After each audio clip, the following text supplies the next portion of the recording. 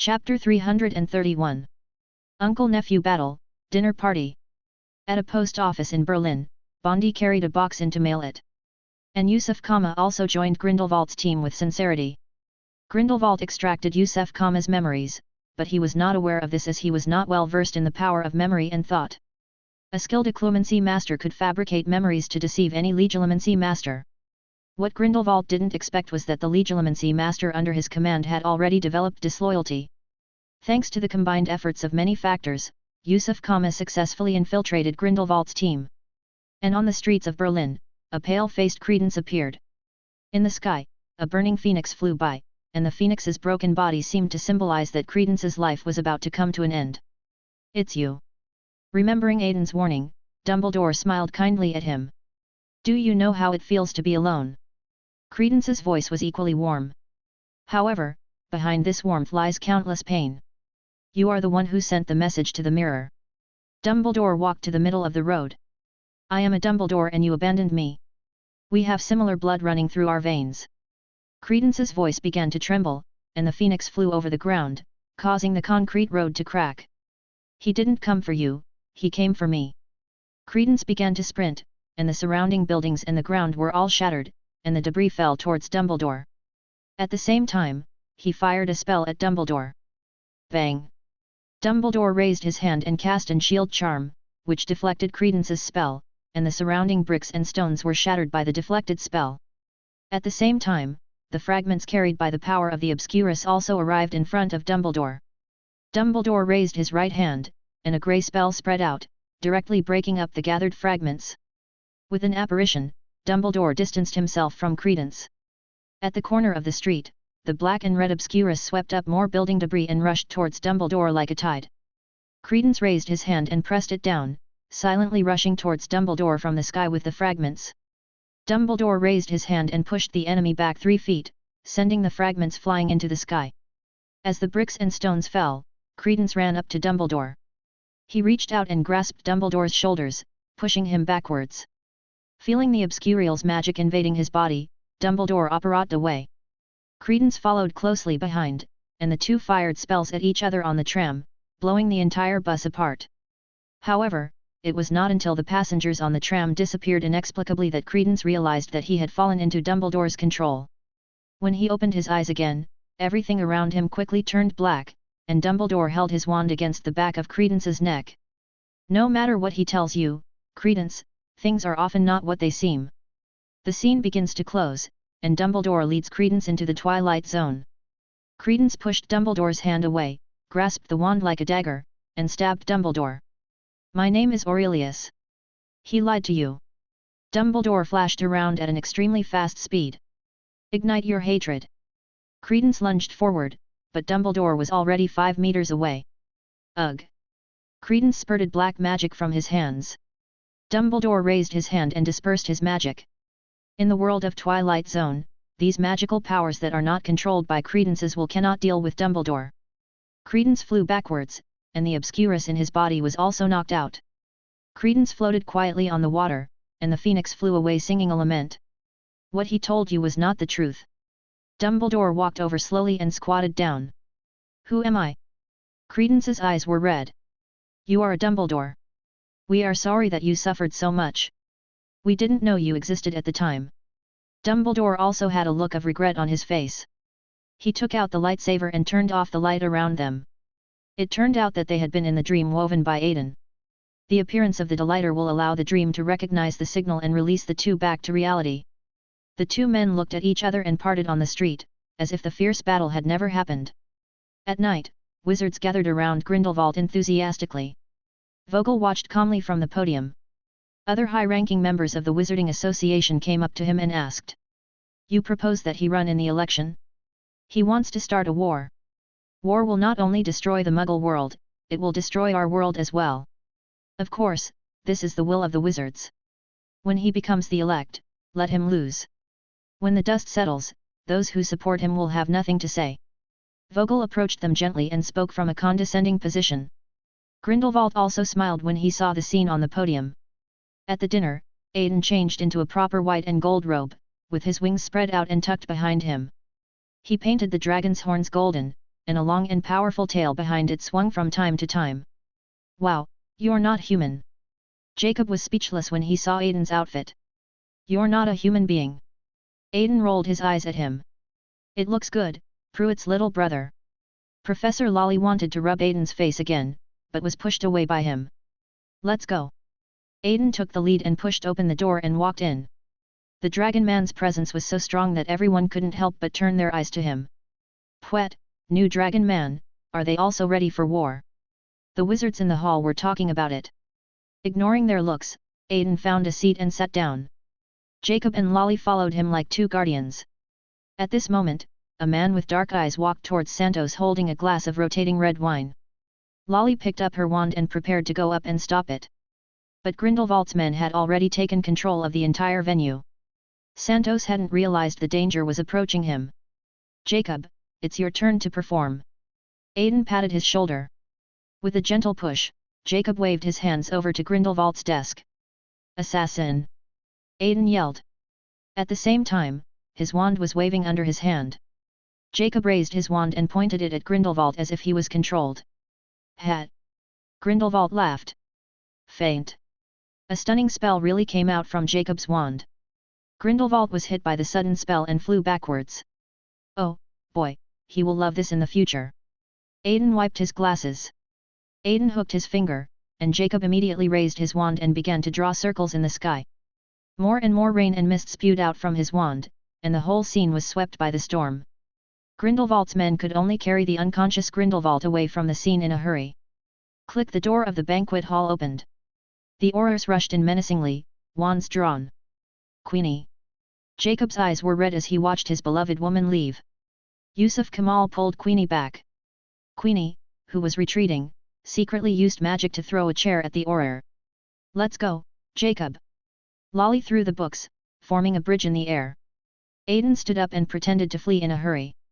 The Auror raised his wand at him and fired a spell. In reality, several Aurors pointed at each other and fired spells, and soon all the Aurors fell to the ground. With graceful steps, Aiden, Jacob, and Lolly left calmly in front of the Aurors. Chapter 332. Return to Hogwarts. On the other side, Newt pushed open a chain door of a subway and entered the basement. After handing over his wand and a number of magical creatures, he entered the prison carrying a searchlight. Shaking his hips, Newt followed the prison guards into the depths of the prison. Are you here to save me? Theseus was hung upside down in the cave. What are you doing? Well, with the edge mimicry technology, I tried to blend in with them without using violence, Newt explained. Putting Theseus down, the two of them twisted their bodies and walked outside. However, just as they were about to reach the passage to the outside, Theseus trampled a guard to death. The two brothers looked at each other and the silence began to break out. But before the guards could start a riot, something worse happened, their visitor lights went out. I guess this is not a good sign, Theseus said. Deep inside the prison, a huge scorpion hook stood up and stung the two men fiercely. Run! Newt yelled. The two of them shuttled through the world, and the scorpion's tail kept smashing the stone walls on the side of the road. At the same time, the hook on the tail can also emit hot venom. After a chase, Theseus was forced into a desperate situation. Fortunately, Newt's picket found him in time with his wand. Theseus was also caught by the scorpion's tail and began to be dragged into the darkness. Here comes the tie. Newt jumped out and used the spell of summoning, pulling Theseus away with him by the portcullis. The administrator who arrived late laughed contemptuously after seeing them being dragged away by the scorpion's tail, but his visitor light was also turned off. Outside the lakeside of Hogwarts, there was a twist in space, and Newt fell to the ground with Theseus. The two men stood up hand in hand, and the tentacles on Theseus opened their mouths to him. Ouch! Theseus shook off the tentacles. Fierce fire! A dark blue flame completely burned the tentacles. This thing has a very strong regeneration ability. Letting it run around nearby may cause pollution. A young man's voice sounded. Aiden! Newt stepped forward. How is life in Ixtagar prison, Theseus? Aiden's eyes curved into crescents, and his beautiful heterochromatic pupils revealed joy. You knew we would go to Ixtagrity prison. Theseus put his hands on his hips. Grindelwald and I each pushed for change. Grindelwald used Vogel and Credence to bring the German Ministry of Magic to his side. Aiden led them towards Hogwarts. And you used Theseus' disappearance and Pruitt's intervention to force the British Ministry of Magic to intervene, right? Newt roughly guessed what would happen next. Wait, why can my disappearance force the British Ministry of Magic to take a stand? Theseus still didn't quite understand. First of all, we, Pruitt, represent the violence of ending war. From the moment I appeared, it means that Pruitt has expressed his support for Dumbledore. Aidan led the two up the stairs, saying as he walked.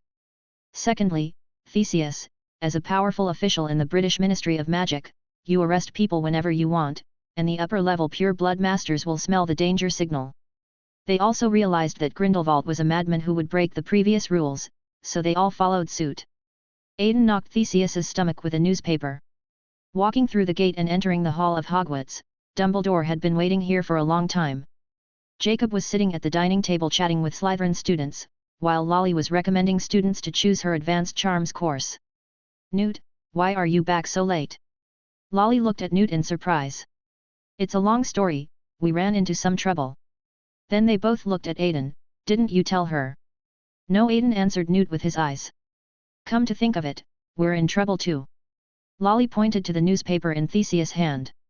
The two spread out the newspaper, and the front page read Jacob assassinated Grindelwald.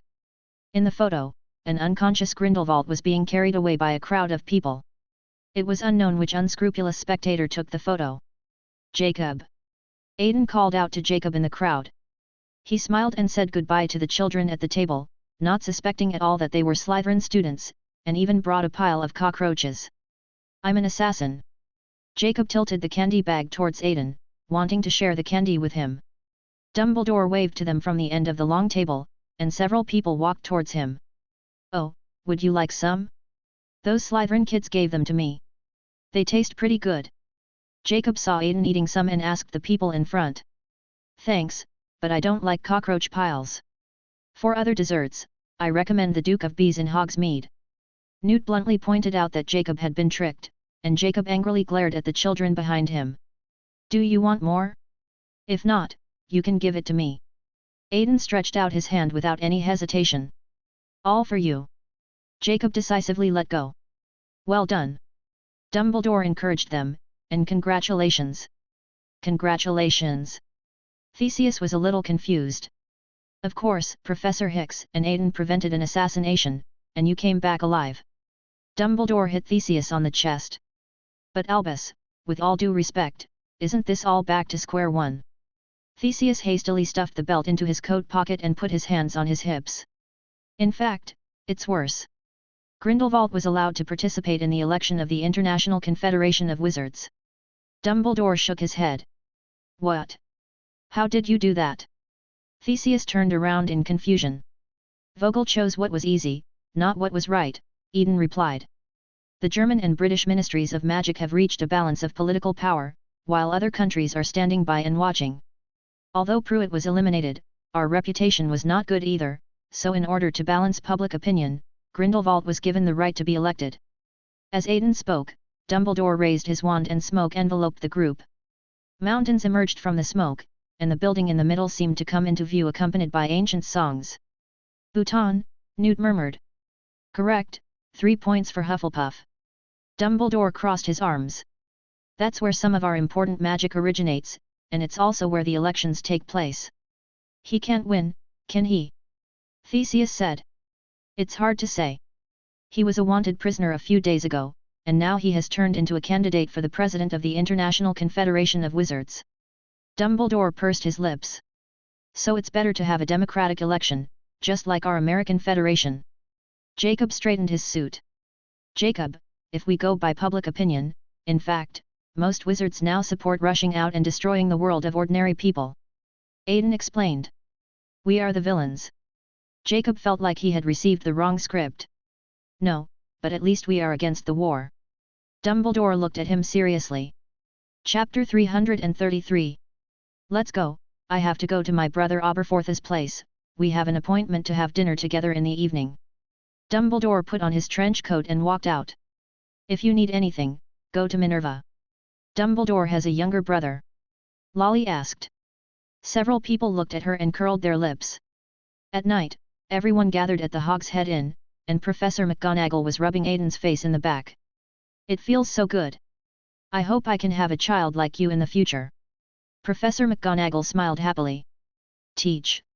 Aiden wanted to remind her, but in what capacity should he remind her?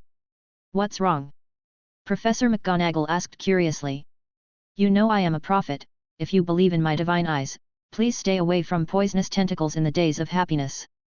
Originally Aiden wanted to remind her directly about her husband's affairs, but the Dreamweaver's eyes looked through the sea of collective subconsciousness.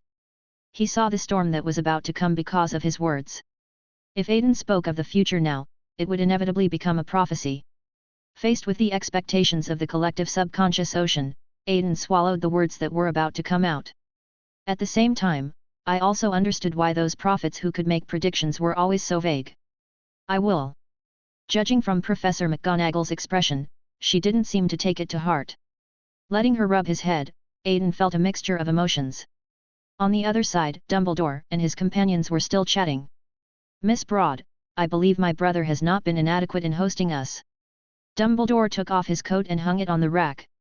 No, he is very enthusiastic. Bangty put his hands in front of him and answered seriously. That's good. We have arranged accommodation for you in Hogsmeade, and Aberforth will prepare a delicious dinner for you. Dumbledore patted Aberforth on the shoulder and turned to walk upstairs. Bang! Aberforth took out a pot of paste and poured it hard on the plates of several people with a spoon.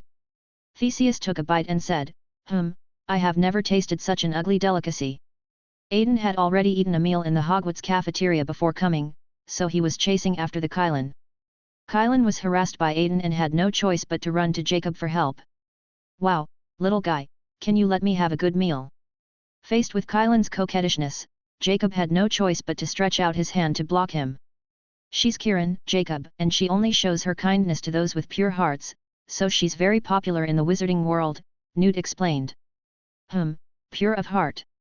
Jacob looked at Aiden and raised an eyebrow, but how does she know if a person's heart is pure? She will bow to those with pure hearts, but no matter how strong a person is, there will always be darkness in their hearts. Therefore, for a long time, we have used Kylan to choose leaders. Lolly explained to Jacob. In fact, for a long time, the wizards in the East were too powerful, so we had to follow their rules. Theseus was still clearing the food from the plates, and he made a few comments in his spare time. What about now? Jacob squatted down and shared his food with Kylan. They were weak, there was civil war and division, and the Europeans took this opportunity to rise up, and the two sides began to compete with each other for the right to speak. The influence of this trend of thought spread from the minds of wizards the fantasy world to reality, giving birth to Grindelwald and Dumbledore. Aiden explained. He reached out from behind and grabbed Kylan, and Kylan began to tremble. Wait, what do you mean by inducing labor? Newt suddenly felt creepy. This involves a secret of the Orientals, which I cannot tell you. But now, we are at least 70% responsible for the strength of the lowest level things under the illusion, and it is hard enough for the Orientals to deal with the other one. Aiden sighed, and glanced at Newt with his golden pupils. With a glimmer of light, Newt saw the riots on the 5th and 6th levels of the Deep Realm. Damn it, we have to stop them now. He could still vividly remember the time when the King of the Deep was wreaking havoc in New York and wizards were decomposed into particles before his eyes. Newt stood up and rushed to the attic. On the way, Newt saw the words made of fog on the mirror. What's wrong with him? Theseus was confused. Who knows, maybe he saw something dirty. Long put on a mysterious smile. Pretending to be mysterious. Jacob complained as he teased Kylan. In the attic, Newt overheard a conversation between Dumbledore and Aberforth. Aberforth stood up, pushed the door open and went downstairs, while Newt stood in the doorway. Albus, that boy, Credence, is he a Dumbledore? Newt inquired. Yes, the Nightingale and I fell out, they said a girl was pregnant and Aberforth sent her away. What a pity, Credence should have grown up under the care of the Dumbledore family, our lives would have been different with him. Dumbledore lowered his eyes sadly, and Newt was infected by his emotions. Now he is about to die. The phoenix came to find him, and the feathers it left behind turned into ashes, which means that he doesn't have much time left. Dumbledore walked to the portrait. Like our sister, Ariana, she is an obscurial, and like Credence she never learned her own magic. What happened to her, Dumbledore? Newt asked. That night, Gale and I were about to leave, but Aberforth disagreed. We had an argument and raised our wands. I don't know if it was my spell. Dumbledore grasped his brows tightly, expressing his sadness. Dumbledore, I wonder if this can comfort you. Perhaps it can help her suffer less. Newt said softly. Oh, Newt, don't be like this. Don't let me down. Honesty is your greatest quality, even though it may be heartbreaking sometimes. Dumbledore sneered. By the way, Dumbledore, Aiden said the deep world. Newt was about to speak when Dumbledore stopped him immediately. He waved his wand, and the attic door closed automatically, casting a silent spell that covered the entire second floor. What did he say? No, he showed me a memory directly. The fifth and sixth layers of the deep realm were rioting. Newt looked troubled. Dumbledore, are we going to face those things again? This is inevitable. Gale has already obtained some of the power of the King of the Deep Realm. If we want to stop him, we will definitely encounter. Dumbledore was equally conflicted. Forget it, let's not talk about this. The friends down there are tired too. You should go and keep them company. Dumbledore patted Newt on the shoulder and sent him out. Chapter 334, Going to Bhutan, It's hard to tell the truth from the false. In Nurmengard, Austria, wizards from outside were madly calling Grindelwald's name. Standing in front of the castle, Grindelwald held out his hands to greet their cheers. Yusuf Kama stood blankly in the crowd, and Grindelwald stepped forward and held his shoulders. You came here not to betray Dumbledore, but for your own pure heart. Prove it to me, Karma. Grindelwald walked into the castle, and they used magic to transform the interior of Nurmengard into a huge pool. Alchemical runes were carved on the stone bricks, and Grindelwald entered the pool holding the dead Kieran. Quick healing and rejuvenation. At the same time, the alchemical matrix next to it also lit up, and the power of the deep world was continuously injected into Kylan's body. The Kylan, a life form forged by the King of the Deep World life, has become active again with the added power of the King of the Deep World Hell. All right, all right. Grindelwald held Kieran in his arms. Looking at Credence walking towards him, he instilled his own ideas into him. This is what makes us special. Hiding our power is not only a shame to us, it is a sin. Grindelwald was filled with pride at this moment. He believed that the wizarding civilization would surely move towards a more glorious future under his leadership. However, the deep world itself is a force abandoned by civilization. Can using them to lead civilization really lead to the future? Grindelwald placed the Kieran on the stone bricks, but another Kieran appeared on the water surface. What no one noticed was that at this moment, the channel connecting Grindelwald to his sea of consciousness was already entangled with silver-white threads. Like a butterfly caught in a spider's web, it is paralyzed and has no idea it is there. Is that another Kieran? There was another Kieran that night. Grindelwald looked at Credence. Probably not. Before Credence could finish his words, the water suddenly exploded, and Grindelwald's hand stretched out and pinched Credence's face. You've let me down twice already. Do you know how much danger you've put me in? There was fire burning in Grindelwald's eyes. Last chance, you know, to find it. Grindelwald loosened his grip, and Credence slid to the ground against the wall, breathing heavily. Look again. In the Hogshead pub, Newt is looking for the happy Kieran. Oh, little one, there you are. Newt found Kylan from behind a chair and picked her up. Kieran licked Newt's face twice, and Newt carried her into his suitcase. Bangty took the box away, and the others were notified to gather on the 8th floor of the castle. On the 8th floor, an open room seemed to welcome the arrival of several people. There was a colorful clock hanging in the room. What is this place? Theseus asked Newt quietly. The secret chamber left by the founder Ravenclaw. Aiden introduced it to him. The surrounding magic gently rubbed Aiden's face, and he could even feel himself sleeping in the sea of collective subconsciousness. I believe you all have your tickets from Bunty. Dumbledore walked out. You can only go in and watch the ceremony if you have it. Dumbledore walked over to Newt and put his hand on his shoulder. Well, Newt, can you tell which one is your box? No, Newt shook his head. Good. If you could tell I'd be worried. Dumbledore put on his gloves. Kind of like Gambler's 3-card, shell game. Jacob looked at the confused expressions of the wizards around him and waved his hand. It's just a trick for ordinary people. Jacob, you should remember that this thing is meant to simulate wizards' magic. Aiden stuffed a piece of coconut ice cream into his hand to ease his embarrassment. Grindelwald will stop at nothing to get our rare little friend. In short, as long as Kylan and all of us are still alive by tea time, it will be considered a success. Dumbledore hung up the scarf. By the way, the gambler's 3 cards won't kill anyone. Jacob put his hands forward. That's an important distinction. Jacob, you and I will go first. Dumbledore waved his hand and the clock began to spin rapidly. It looked like a portkeyat. By the way, can you tell me the advantages of 3 cards? Dumbledore extended his hand to Jacob. Jacob picked up the box, was pulled by Dumbledore, and then teleported away. Good luck to you. Bangti smiled beside him. Others were also teleported away carrying boxes. When Aiden opened his eyes, he found himself on the eastern side of the Himalayas. Damn it, Dumbledore, what on earth are you thinking about? The dragon's lonely cry echoed in the mountains. Atop a mountain in Bhutan, Vogel is preaching some alluring words. His face was transmitted to every corner of the world through magic. The ministries of magic of almost all countries have turned their attention to this grand event. We in leadership have not forgotten that this is a divided world, with new conspiracies every day and new whispers every hour. These whispers have only recently emerged, and now with a third candidate, there is only one way to know for sure which of the 3 can be trusted. Vogel's speech seems neutral, but in fact every frame is carefully designed for Grindelwald. He walked into the room and carried Kylan out. Every wizard knows that the Kirin is the purest creature in our wizarding world. Let us review the ancient legends and let him lead us in choosing a leader. Vogel's smile and Kirin's face are displayed around the world. In the town below the Bhutanese palace, Dumbledore took Jacob through it. Behind them, wizards began to draw their wands and quietly follow. With the help of a parade of various supporters, Dumbledore shook off his followers around a corner. Where are we going next?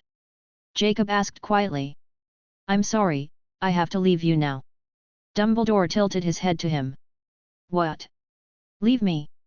Jacob was shocked. Yes, I have someone to meet, Mr. Kowalski. Dumbledore took off his scarf. Throw it towards the threshold next to you and it becomes a door curtain. Don't worry, you don't have a Kylan, you can always throw it away if you get into trouble. Dumbledore patted Jacob on the shoulder and was about to leave when he suddenly thought of something. Leaning back closer to Jacob. There's one more thing. I hope you don't mind. I suggest that you should stop doubting yourself. Jacob wanted to refute, but the gaze of a legilimency master pierced his heart. You have many qualities that ordinary people don't have, a brave and complete heart. Maybe you can go find Aiden later and he can give you some help. After saying this, Dumbledore apparat and disappeared. Jacob scratched his neck, smiled, and walked forward briskly with the box in his hand. Chapter 335, Climbing Dragon, Dried Phoenix. A fierce battle is unfolding at the top of Bhutan, deep in the forests of the Himalayas. A dragon was slowly climbing up from the back mountain to the palace at the top. Damn you, Dumbledore! I will pull out all your beard when I get back.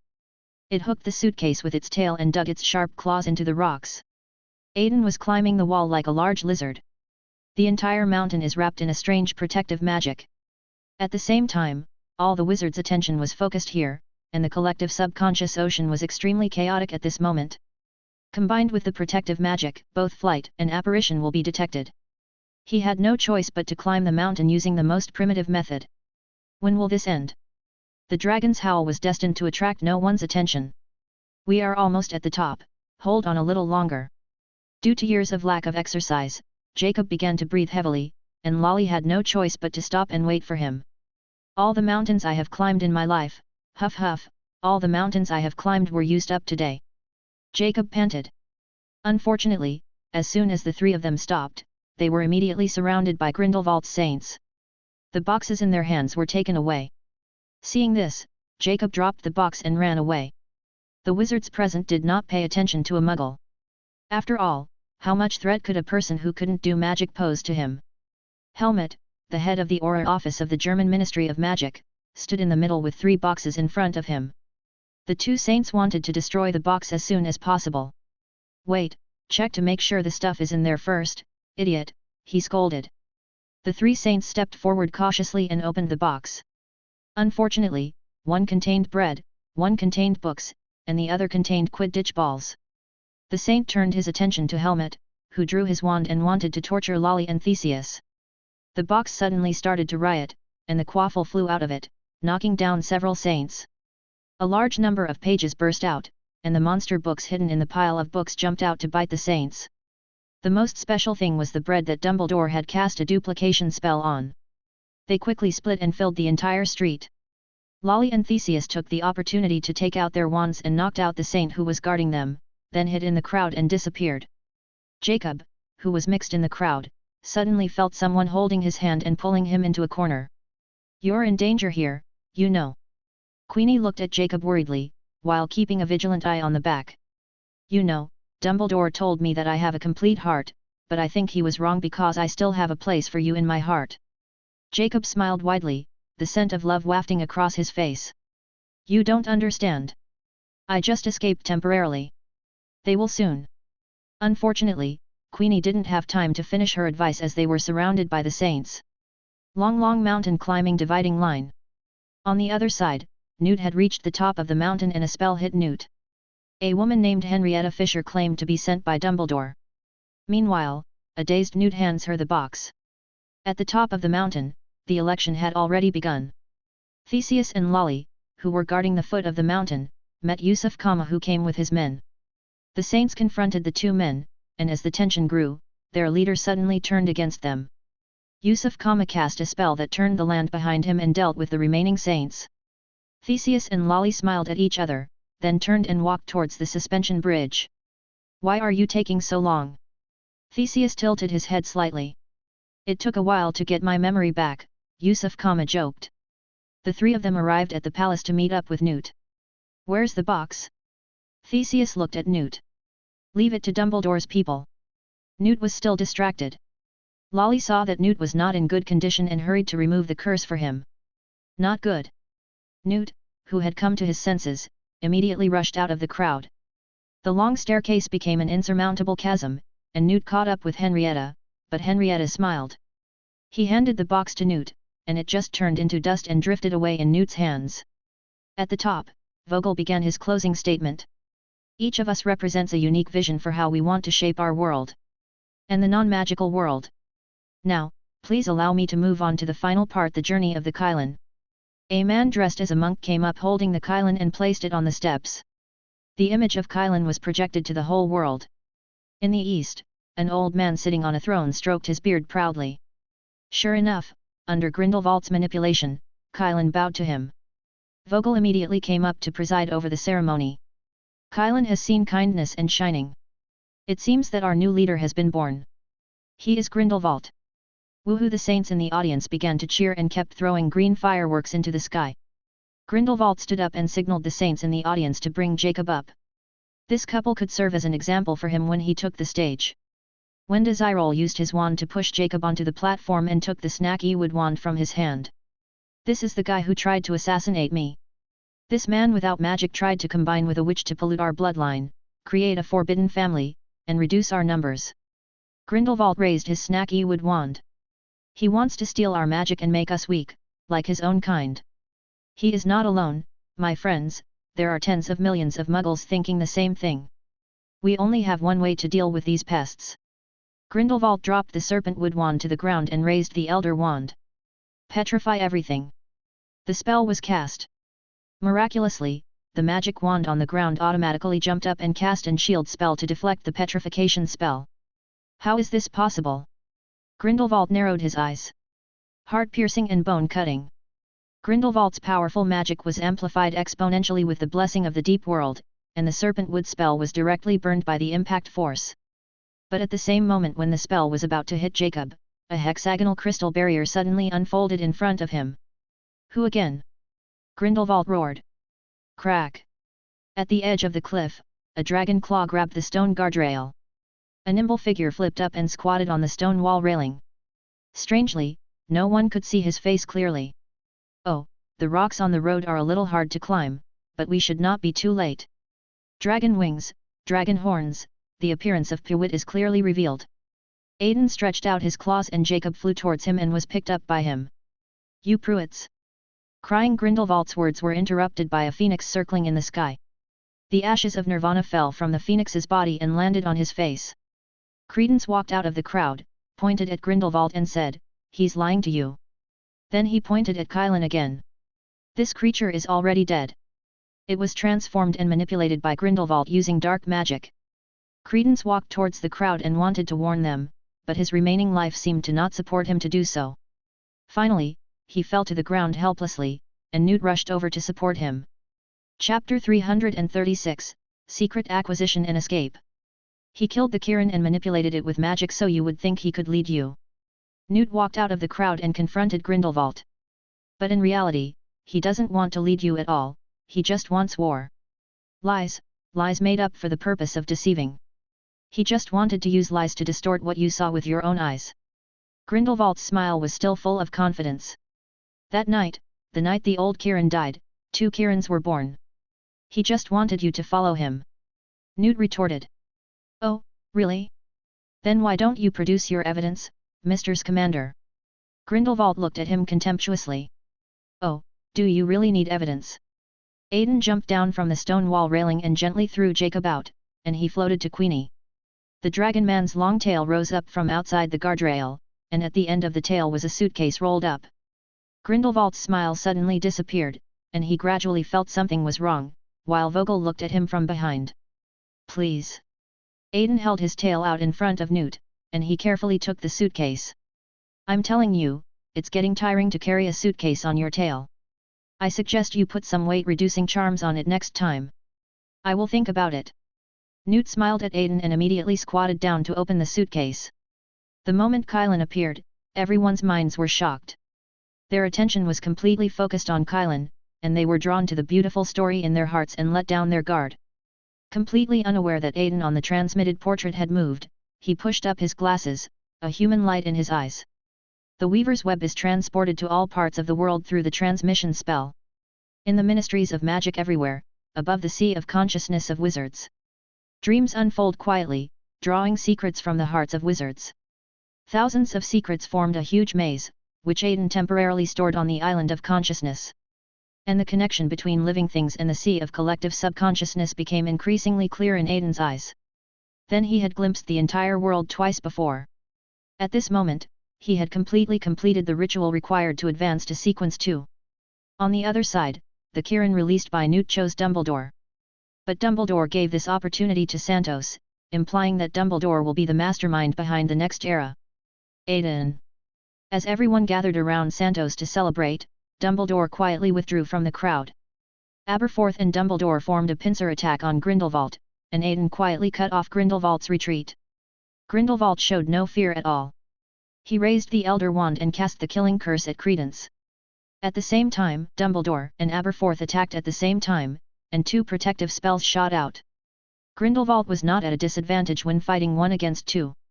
Unfortunately, at the moment when Dumbledore and Grindelwald's spells came into contact, a force destroyed the foundation of the Blood Alliance's existence, allowing Dumbledore to successfully release his own surname while ensuring that the Twilight Zone remained stable. The Blood Alliance slipped away from Dumbledore's wrist, and the chains on it turned into dust. Dumbledore and Grindelwald glanced at the Blood Alliance at the same time, but they had no time to be sentimental. The hazy illusion unfolded instantly, and Grindelwald cast a killing curse to shatter the stone platform behind Dumbledore. Dumbledore apparat behind Grindelwald and cast a stunning spell. The stunning spell penetrated Grindelwald's illusion and also blew up the wall behind him. Fragments of the hazy illusion flew in the air, and Aiden intervened in the battlefield with a long staff. Zoltraok. A clock appeared, and the power of anti-entropy was added to Aiden's staff. A black flash cut through the air and rushed towards Grindelwald. He raised his hand and a blue flame burned up. The flames ignited Aiden's spell, burning away all the magic power on it. At the same time, using Aiden's magic as fuel, a dragon's head rose from the flames. We can't use the power of the deep here. There are too many ordinary wizards outside. Dumbledore stopped Aiden. Aiden and Grindelwald withdrew their hands at the same time, the flames went out, and the clock dissipated. The 2 men, whose feelings went far beyond those of brothers, looked at each other affectionately, then Dumbledore put on his hat and took Aiden to leave. Who will love you now, Dumbledore? Grindelwald saw that Dumbledore's eyes were gradually getting colder, and he spoke out his true feelings in anger. You are alone. Dumbledore tilted his head slightly and said something. The Blood Alliance fell to the ground, and the entire hazy illusion disappeared in an instant. Santos won the election, and it seems that war aversion is still the general trend. She led her men to gradually surround Grindelwald, and Grindelwald retreated with them. Grindelwald apparat onto the guardrail, surrounded by blue flames, forming a shield. Members of the International Confederation of Wizards attacked him one after another, and a large number of spells struck the flames. Unfortunately, these spells are no match for the power of the King of the Deep and can only become their bait. I have never been your enemy, neither in the past nor now. Grindelwald said, falling backwards and apparating away in mid-air. More spells came rushing over him, scattering his flames. Theseus, and others hurried to the guardrail and looked down, but there was no one there. Why don't you get rid of him at once? Are you too soft-hearted? Aiden teased. There are too many young people in the venue, no matter how different our philosophies may be.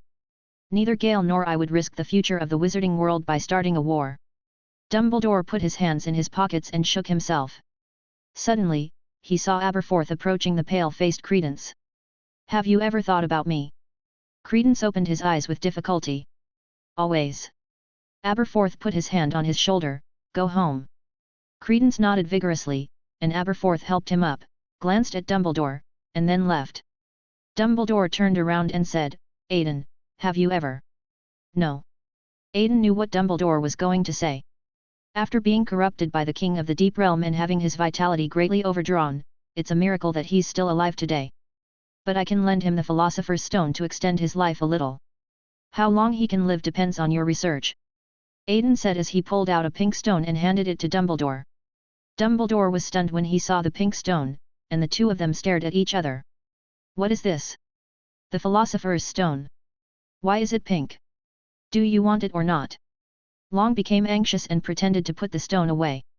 Want. Chapter 337. After leaving Bhutan and returning to Hogwarts, Aiden received an invitation from Jacob on Friday. They're getting married. Aiden looked at the invitation in surprise. Yes, Santos did bring some changes after taking office. At least she believes that if wizards and muggles truly love each other, they can be together. However, she required wizards who had married muggles not to use magic anymore. In response to this policy, the Ministry of Magic of various countries set up the Office of Prohibition of the Abuse of Magic. Newt explained to Aiden the changes that had taken place in the wizarding world in recent days, and Aiden seemed to have heard about the workplace of one of his uncles. So? Newt looked at Aiden. What? Aiden didn't react yet. Are you going to Jacob's wedding? Newt asked. Go, why not go? What are you looking at me with? Wait, I'm too old to be a flower girl. Sure enough, Newt took out his wand and changed Aiden into a well-cut suit. It looks good, Queenie will like it. Newt pulled Aiden around. He nodded with satisfaction, took out a hat-shaped door key, and after a dizzying moment, the two arrived in New York. Can't we get something else? Even a robe would be fine. It's December now. In the cold wind, Aiden and Newt walked on the streets of New York. Although the cold wind brought heavy snow covering the entire street, the bakery on Fifth Avenue was still as warm as ever. Albert, don't forget the pierogi. And the Polish shortbread can only be baked for 8 minutes at most. Inside the store, Jacob adjusted his appearance in front of the mirror and at the same time stretched out his hand and made a shooting gesture to the clerk. Yes, Mr. K. A young man nodded and quickly ran into the kitchen. Ding-ling, the door of the bakery was pushed open. Hey Newt, Aiden, come here. Queenie has been waiting for you for a long time. Jacob saw the two men push the door open and stepped forward to greet them. Congratulations Jacob, you looked great tonight. Aiden praised. Congratulations. Newt smiled at him. Let me see it. I feel like this bow tie is a little off. Oh, and here's the speech. You should have remembered that you're the best man. Jacob pulled Newt to fix his bow tie, and Queenie came out from the kitchen. Honey. What? Jacob's voice was out of tune. Believe that Newt can do it well, don't put too much pressure on him. Queenie came over and covered Jacob's eyes with her hands. Oh, Newt, don't be nervous about the speech. The legilimency saw through Newt's emotions. I'm not. Newt tried to explain. Then it's not because of the speech. Queenie narrowed her eyes. Then she stopped teasing Newt because a new target appeared. Oh Aiden, let me see, it's so cute. Queenie came up and held Aiden's face and took him away. Queenie, you should know that I'm too old to be a flower girl. Protested the captured dragon. But we all know that you have a way, right? Queenie smiled. Oh, I lost to you. Aiden sighed. Well, please, and thank you for everything you've done for us, Aiden. Queenie rubbed Aiden's head and walked into the meeting room. Outside the bakery, Newt recites the lines Jacob taught him. A woman in a silver windbreaker came over and the two smiled at each other. Theseus and Lolly also arrived, and Newt sent them in, and met Aiden, who came out to catch his breath. How did you become like this? Newt looked at the child in front of him, who looked about 7 years old. It's all because of you that I have to be a flower girl. Aiden kicked Newt. Pfft, you really went. Newt laughed. While the two were joking, a lone figure appeared on a bench across the street. The two crossed the street and came before Dumbledore. This is truly a historic day. What was once the future is now the past. Dumbledore teased. It's interesting how mundane these historic moments are when you're in the middle of them. Maybe this is what the world looks like when it gets back to normal. Newt smiled and stood on tiptoe. That's great. Dumbledore looked into the distance. Hey Newt, tell me you have Jacob's ring. The door to the bakery opened behind them and Queenie called out to Newt. Here I am. Newt raised his hand and ran over. How's Credence? Aiden sat down on the bench. He was unconscious. We used your Philosopher's Stone to keep him alive. I want to thank you, Aiden. Dumbledore stretched out his hand. Don't give me that. Aiden slapped his hands. Come on, stop standing outside and watching. Aiden pulled Dumbledore into the bakery. A unique group photo was thus frozen and placed in the most conspicuous position in the bakery. After attending the wedding, Dumbledore and his group returned to Hogwarts. Newt sets out on his journey again, and Aiden is finally about to start his promotion. Are you sure you don't need me to watch you? Dumbledore said with a hint of worry in his voice. No need. You might go crazy if you look at my true body. Aiden shook his head. The door of the room of requirement closed, and Aiden took off the gem from his neck. It's up to you, system. In the empty secret room, Aiden's voice echoed all around. Hat, man. The long-lost system sent a mocking sound. Immerse the gem in the container, the system releases the characteristics of the seer, and the clear water in the cup begins to change color. The system was fished out and the potion was prepared. The potion seemed to be the product of a large amount of grey mist condensed together. The grey fog collides with each other, and the flickering light reveals the reflection of the sea of collective subconsciousness. He raised the potion and drank it all. The body woven from dreams as a sequence 3 dissolved again. The dream began to flow into a maze of secrets. The wizard's knowledge contained in tens of thousands of secrets allows Aiden to clearly deconstruct every detail of the entire world. At the same time, combined with the overall picture of the world in Aiden's memory, his island of consciousness is shaped into a small world. The barriers of the mind were dismantled and integrated into the maze, and the maze guarded Aiden's island of consciousness. It should be called the world of consciousness. As long as you believe that you are strong enough, you will be strong enough and will not be constrained by external images. At this moment, Aiden began to truly transcend the constraints of the collective subconscious ocean and was able to control the collective subconscious ocean to a certain extent. At the same time, the island of consciousness advances into a conscious world, which can clearly map the connection between every creature and the collective subconscious ocean, thereby easily discovering the secrets hidden deep in their hearts. The dreams came together again and Aiden emerged from the maze. Sequence 2, The Seer Comes to the World. Chapter 338, Promotion Completed, Alarm, Rescue Credence. Returning to the world from the sea of collective subconsciousness, Aiden's pupils still sparkled with spiritual light. As the closest way to connect with the soul. Audience, from Sequence 9 to Sequence 5, continuously deepen your ability to control your mind. After entering the demigod, the audience begins to connect to the ocean of collective unconsciousness to a certain extent. Sequence 3 is to use dreams to manipulate the collective subconscious to a certain extent. After entering Sequence 2, the audience's abilities finally begin to transform from virtual to real, directly influencing and distorting the real world through consciousness, while also possessing a complete mythological creature form. Under Aiden's will, the entire Hogwarts castle began to decompose. The particles decomposed from Hogwarts were disrupted and randomly combined into a towering tree. Then the giant tree burst into flames and the Hogwarts castle reappeared. The faculty and students in the castle felt as if they had just had a very long dream, in which they seemed to have turned into leaves on a big tree. Dumbledore rushed into the room of requirement and looked at Aiden fiercely. Aiden lowered his head shyly. What he didn't know was that his operation in just 5 seconds immediately triggered the warning of the silent slates around the world. Woo! On the 8th floor of the Ministry of Magic, the Department of Mysteries, a long alarm sounded. Damn it! Has the Deep Realm attacked us? Where is the response location? The director kicked open the door of the main brain hall and yelled at the members inside. At Hogwarts. A silent man came up to report. It's probably Grindelwald, let's go now.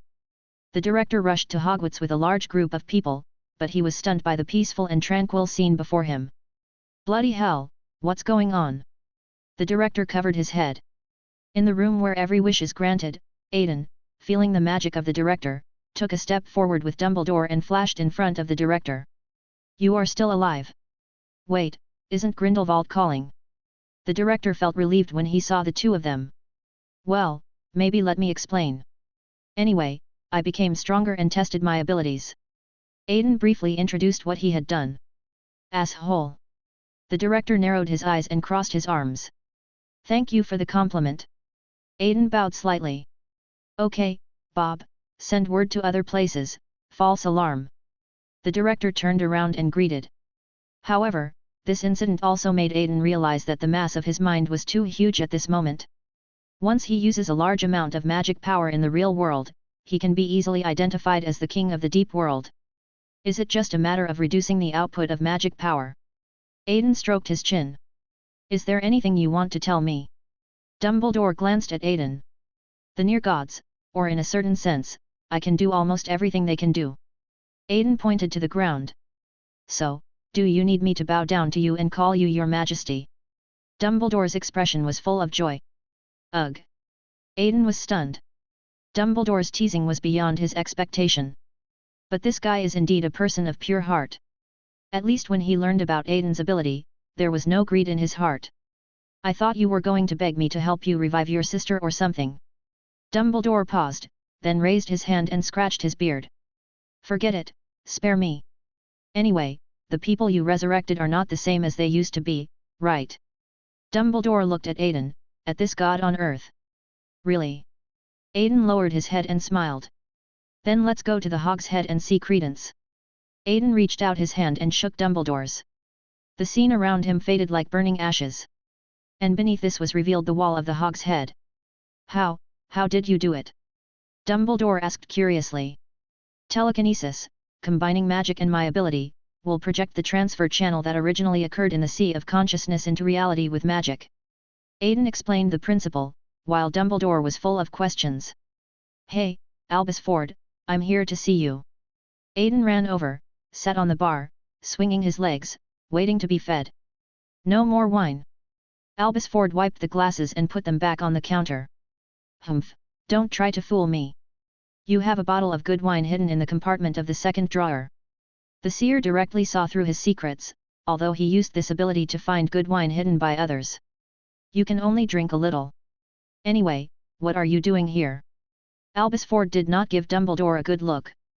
Come and treat your son. Aiden said shockingly. What? You found a solution? It's not us, it's me.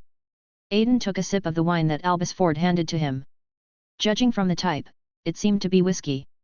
The overall taste is fruity and delicate. Hurry up, it's so late and you still have time to drink. Albus Ford grabbed Aiden and took him to the second floor. Closed today. He took out his magic wand and drove all the customers out of the store. In the attic, Credence had fallen into a coma, with black particles appearing on his body from time to time. The fire on the phoenix next to it was more obvious, and it seemed that it was about to enter the state of nirvana. It has been like this since he came back. The phoenix has helped him bear some of the Obscurus's magic power, but the effect is getting weaker and weaker. Albus Ford sat down on the edge of the bed, his eyes filled with self-blame, guilt and pain. I'll try. Aiden pushed him away and put his hands on Credence's body. As Aiden represents the understanding of the world shared by tens of thousands of wizards, magic no longer has any secrets in front of him. The magic power carrying the seer's will is injected into Credence's body. Silver threads began to spread from the place where he touched Aiden, and the black particles in his body wanted to explode. But the silver thread was faster than it and weaved into a web on Credence's body. Then, Aiden grabbed the end of the silk thread and pulled out the entire net. The silent on credence was also pulled out along with it. Aiden's pupils flickered as he saw the connection between obscurus and credence. He stretched out his hand, and the dragon scales covered it, and the dragon claws easily severed the connection between the two. Without credence's magic supply, Momaran became listless, and credence's expression began to relax. Merlin's beard, you did it! Albus Ford exclaimed. Ahem! Credence opened his eyes slightly. Aureus, my child! Albus Ford hugged him. Aiden and Dumbledore quietly left, leaving time for the father and son. What should we do with this thing? Aiden raised the net in his hand, and Momaran inside was still struggling. Let me study it. Dumbledore crossed his arms with one hand and supported his chin with the other, thinking. Chapter 339. Dual Invitation, Go to the Deep Realm. Aiden has been living in the Hog's Head for some time. While taking care of Credence, he waited for news from Dumbledore. After the Kirin incident, Dumbledore's reputation soared, and many wizards joined him and worked for him. At the same time, Grindelwald still did not give up his ideals and won over more and more wizards in Europe. Thanks to his unremitting efforts, World War II broke out.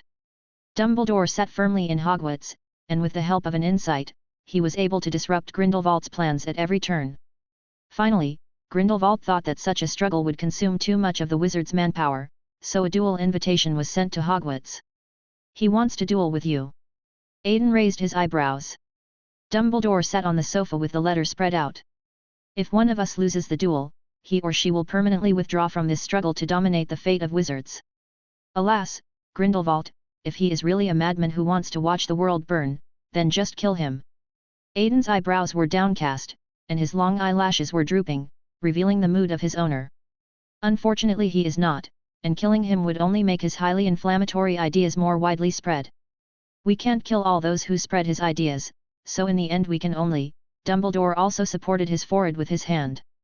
We can only let him admit defeat himself, right? Aiden finished his words. Aiden. Dumbledore came over and held his shoulders. I will accept this duel, but if I lose, please lead them on. Dumbledore looked into Aiden's eyes, and in his eyes, Aiden saw a kind of determination. But how are you going to deal with Grindelwald who possesses part of the Deep Lord? Aiden frowned. This is where your help will be needed. Dumbledore grabbed a portion of the obscurus body with tweezers. He handed Aiden a research note. Aiden took the record and looked at it quickly. He was frightened by the boldness and madness on it. You two really are a perfect match. After reading it, Aiden let out a long sigh. How is it? How feasible is it? Asked Dumbledore. It depends on you. If you use a wizard's body to contain the core of the Deep Lord, the success rate may only be half. And it's based on the premise that the wizard is Dumbledore. Aiden looked at him with burning eyes, and Dumbledore smiled carefreely. What great news! We are already halfway there. If we keep trying, we might succeed. He will die, and even his body won't be found. Aiden reminded again. I believe in myself, and I believe in my love for everything in the human world. Special magic began to generate in Dumbledore's body. As the heir and leader of the Dumbledore family, he naturally knew the secrets of the Dumbledore family. He also holds, through the rune Athala, what has been passed down to him love. So, fasten your seatbelts, we're off. A dragon shadow pounced towards Dumbledore and took him into the sea of collective subconsciousness. In the grey sea water, a giant dragon that exists in mythology is diving with a human. Can you please take away the runes on your body? I don't know why I feel sick after seeing them. Dumbledore seemed to be in good condition and was in a mood to complain. Just adapt yourself. The real test will come when you accommodate the King of the Deep Realm. The dragon head lowered, and although it didn't speak, Aiden's voice automatically rang in Dumbledore's heart. Then I'll look forward to it. At the very bottom of the sea of consciousness, the boundary between reality and illusion, Aiden quietly bored a small hole in it. Slipped in with Dumbledore. Is this the Twilight Zone? To be honest, this is my first time entering here with my body. It's a bit cold. Dumbledore curled his lips. The surrounding environment no longer provided him with any warmth. Aiden wrapped Dumbledore with his telekinesis, which calmed him down a bit. Thank you. Humph. Continuing to dive, Aiden and Dumbledore arrived at the border of the hazy fantasy world. Going further down is the abyss. Once you start the journey, there is no turning back. Aiden reassured Dumbledore that, in fact, he did not want to see his mentor suffer. After all, as long as Aiden cooperates and continues to deplete Grindelwald's manpower, the wizarding world will naturally come up with a prophecy to stop Grindelwald under the pressure of war. Unfortunately, Dumbledore obviously didn't care about his own life or death. What he wanted was prosperity and stability in the wizarding world. Don't dawdle, Gale is still waiting for me. Dumbledore patted Aiden's scales. Alas! A hint of helplessness flashed in the eyes of the mind dragon. Passing through the hazy illusion is like diving into a soap bubble, and the malice of the deep world is overwhelming. The surrounding black colloid began to wriggle towards Aiden and Dumbledore. Whoosh! The breath of the mind dragon directly covered them. The spiritual penetration that was supposed to be invisible and colorless revealed its colors in the deep world. The silver dragon breath collided with the black colloid, and flames burned on it. Aiden flapped his wings, and a more violent storm rolled up, forcing a path through the colloids. He seized the opportunity and dived into the crack burned by the dragon's breath, entering the second level of the deep world. It feels a bit like traveling with the gods in mythology, Dumbledore joked. Humph, I don't deserve your praise. Long was arrogant. But I didn't expect that the enemy you were facing would be like this. After all the hard work over the years. As Dumbledore spoke, a mouthful of seawater gushed into his mouth. The coldness of the seawater almost froze his mind and made him slow. What is this? Dumbledore said tremblingly. Aiden wrapped him in a maze and used his ability to squeeze the seawater out of his body. The sea of embers on the second floor. Do you see the purple crystal in the center of the vortex? Dumbledore followed Aiden's instructions and saw a purple crystal suspended in the center of the water vortex. The black threads extended everywhere and sank into the void where they were about to meet the sea water. This is stupidity. As soon as Dumbledore opened his mouth, the thread trembled, and Aiden hurriedly covered himself and Dumbledore with mental illusion. Are you crazy? You're calling someone's name in his territory? Do you want to be beaten up? Aiden complained. Sorry. Dumbledore waved his hand apologetically. Afraid that Dumbledore might cause trouble again, he quickly took him across the Sea of Embers. At the deepest part of the ocean, one can see the vast plains below, with a crystal barrier dividing the two into heaven and earth. Aiden dove in and entered the third level of the deep world. Here, his anti-entropy power seemed to be amplified, the clock behind him appeared, and Aiden's flying speed immediately increased by 1 knot. Finally, after experiencing various fantastic and gorgeous scenes, they arrived at the destination of this dive, the Throne of Hate. Chapter 340, Fighting Resentment and Accommodating. On the vast and desolate plain, the huge throne bears the vicissitudes of time. This is it. Dumbledore looked at the rotten giant nailed to the throne in front of him. Ahem, the king of the deep chaos, a monster that has been entangled with your Dumbledore family for thousands of years. You are also the culprit that caused the downfall of your nephew and sister. 2 streams of cold air came out of Aiden's nostrils, and the surrounding black soul could not get close to him due to the intimidation of his dragon might. So what should we do now? Let it out. Dumbledore swallowed. Aiden did not answer Dumbledore, but narrowed his eyes and opened his mouth to resentment. Purple particles began to gather in his mouth, and the breath of his mind mixed with magic power spurted out. A huge beam of light streaked across the sky and collided with the throne. Boom! The white beam produced by the explosion engulfed the entire plane. Crack! The arrow of love that was nailed into the heart of hatred completely shattered. Roar! The roar of the King of the Deep pushed away the air, and Aiden used his wings to protect Dumbledore. The shock wave collided with the wings, and the friction between the tips of the wings and the air made a humming sound. The black colloid rushed towards resentment, helping him build a huge axe. The dragon opened its mouth and pounced without showing any weakness, and the mythical battle was repeated here. Wu Aiden let out a long dragon roar. Magic power emanated from the mysterious symbols on his scales, and his body began to expand rapidly. He raised his claws and pressed the resentment into the soil. The next second, the resentment that was hurt swelled up and in the blink of an eye became as big as Aiden. Tisk, the ability of revenge. Aiden spat, flapping his wings and taking off into the sky. Resentment raised his head, and a slightly human expression appeared in his empty eyes. The next moment, the colloid surged, and a large black bow appeared in resentment's hand.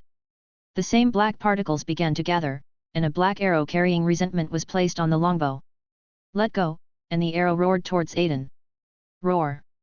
The dragon roared, and the symbols on its body flashed again, and a layer of grey mist enveloped Aiden. Then, the black arrow pierced Aiden, but he slowly turned into a shadow and disappeared. Resentment sensed the danger, and with a flick of his hand, the longbow turned into an axe again and swung it behind him. Faster than him is the thunderbolt from Eden. Judrasium. Lightning flashed on the dragon's body, along with its huge mouth. The sharp teeth bit through the axe of resentment and also bit his head apart. Taking advantage of resentment's opportunity to retreat, Aiden grabbed his arms with both claws. Valzen Bell. Black and red flames spread from Aiden's claws toward resentment. More black soul wanted to surge up and extinguish the flames.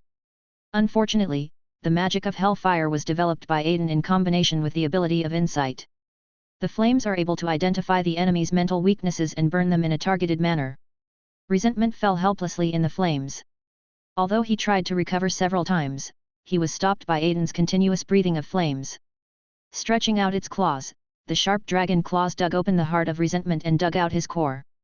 The resentment that lost its core became weaker. And Aiden, who had become an insightful one, for the first time clearly observed the agreement that Ms. Rowena had told him at the core of resentment. In essence, the king of the deep is an emotional consensus among many social creatures. The reason why it has evolved into what it is today can perhaps be called the original sin of life.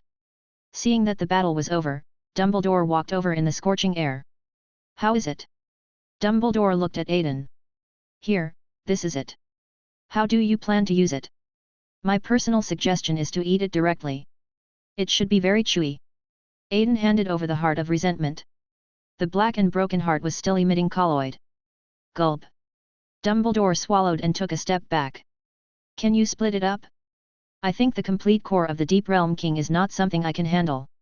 Dumbledore hesitated, then made his request. Okay. Aiden made an okay gesture with his paw and opened his mouth to bite off most of it. The system quietly emerged, trying its best to extract something conceptual from the core. This time, the subtle fluctuations in the system's behavior were finally discovered by an insightful person. System, you are not honest. Aiden's teasing voice was transmitted to the system. Humph. Aiden, knowing what the system was doing, did not stop her and allowed her to extract the characteristics. Handing the remaining Deep Lord core to Dumbledore, Aiden looked at Dumbledore like an old farmer. Come on, eat it, my friend. This thing is so delicious. Dumbledore looked at Aiden with surprise, and finally, with his eager anticipation, he grabbed the core in his hand. Alas Long showed a disappointed look. The fragments of the heart gushed out black colloid and pierced into Dumbledore's arm. The blood vessels in his arm bulged and black things were wriggling under the skin. As the power of resentment continued to flow into Dumbledore's body, his left eye had turned black. Aiden looked at Dumbledore with some concern, and his whole body quickly shrank back into human form. Perhaps, I don't need to chew it with my mouth. Although Dumbledore's body was slightly curled up, he still turned sideways and made a joke. It's already this late and you still have the time to joke around. Aiden covered his forehead with his hands. He reached out and placed his hand on Dumbledore's forehead, blocking his 5 senses. Dumbledore heard Aiden's last words before everything went dark. First, block your 5 senses to avoid hallucinations or body spasms that might injure yourself. Aiden watched as the Uthula, rune in Dumbledore's body was stained black, and he also sat down cross-legged beside him. In Dumbledore's consciousness, endless black fog enveloped him. He kept falling until he reached the end of darkness. A faint light came on, and a silver-haired boy appeared beside him. Why, betray our ideals, Albus? No, Dumbledore just stretched out his hand, but was swept away by the black mist again. Brother, I'm so cold.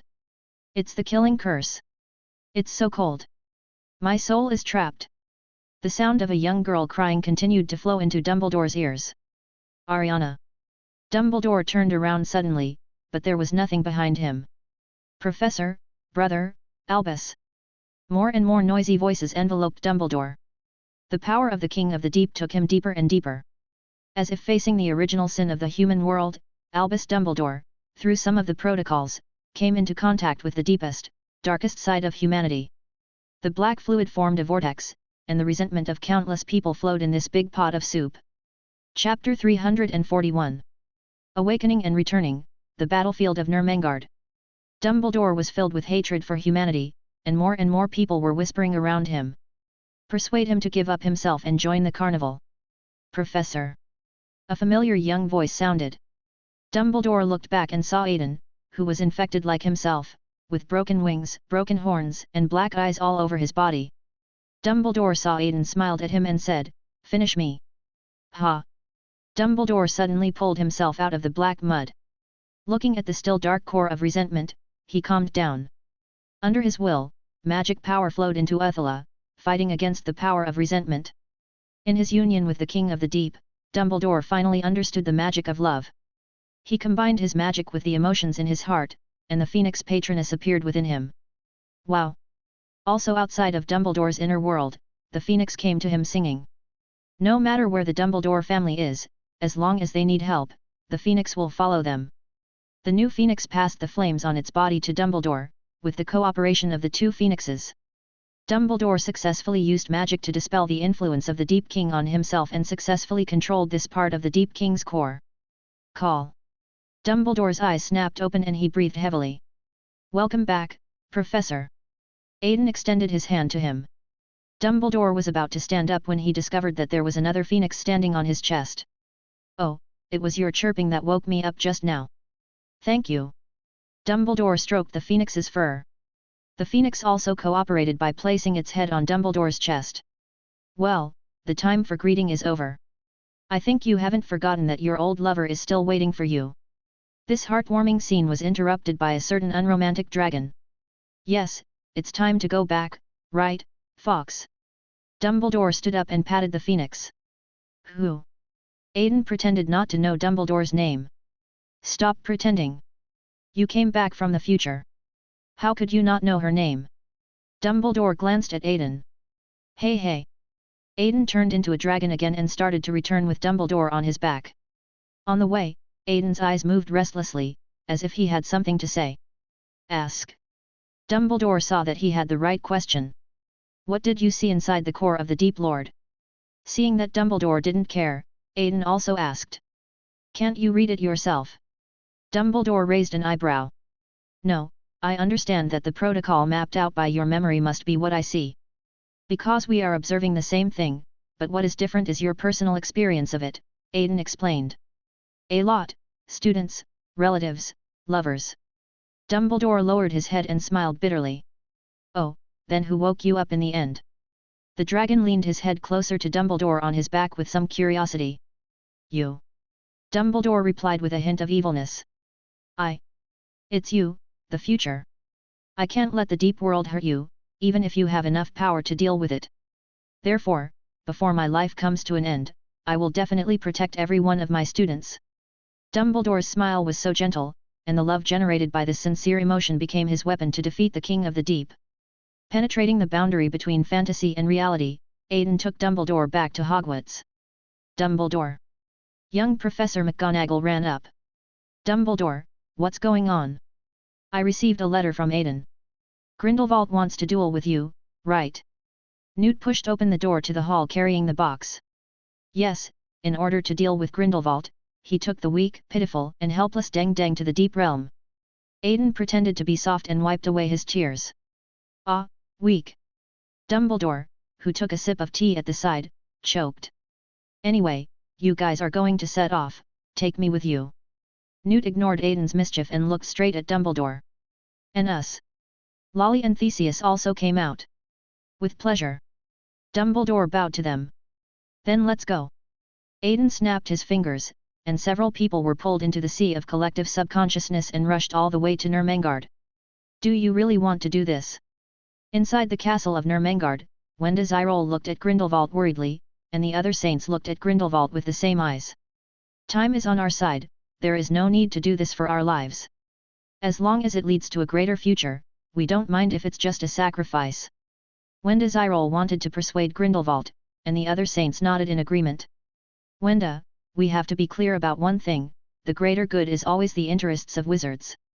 And now, my struggle with Albus is accelerating the depletion of the potential of wizarding society. This isn't about me, this is about you, all of you." Grindelwald gently stroked her face, and Wenda held his hand greedily, feeling the warmth of his palm. In the outside world, ripples appeared in the air.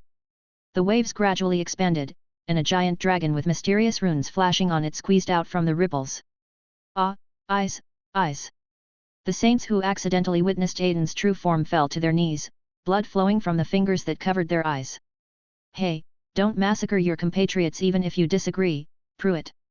Grindelwald snorted coldly. A blue flame suddenly ignited out of nowhere, blocking the saint's sight. I'm so sorry. Aiden snapped his fingers, and several saints who had covered their eyes slowly relaxed. Other saints picked them up and took them away for treatment. Aiden regained his human form, pulled a black bubble out from behind him, and popped it with his wand. Newt, Theseus, Karma, Lolly, and Dumbledore emerged from it. Dumbledore walked up and glanced at the castle burning with blue flames. What a grand welcome, Gale! Dumbledore, who had already faced the past, now smiled with some relief. Albus, you finally came, but why can't you understand me? Grindelwald seemed to smell the breath of fate and finally spoke out what was in his heart. I can't, Gale. Magic is a miracle given to us by the world. It should not be used for killing. Stop, Gale. Dumbledore's eyes were calm. So. This duel is the only limit. The loser hides. The two looked at each other, and then Dumbledore looked back at Aiden. You serve as a witness, Aiden, Dumbledore suggested. With my pleasure. Aiden bowed to the two legendary wizards. Chapter 342, Confrontation, Imprisonment in Nurmengard, Back to the Future. Then follow my oath. Grindelwald and Dumbledore held hands tightly together, and the silver-white thread entangled the two of them. An outsider who does not belong to this world. The two finished reciting Aiden's prayer, using Aiden's angelic persona as an anchor for the ritual. This vow was integrated into the lives of both people. The moment the oath was completed, the two looked at each other and used magic together to knock Aiden away. You two bastards! Aiden fell down the cliff, and the long sound echoed in the canyon. Dumbledore's wand glowed softly, while Grindelwald's wand glowed green. Grindelwald took the initiative to attack, black magic power burst out, and the temperature of the blue flame reached the extreme.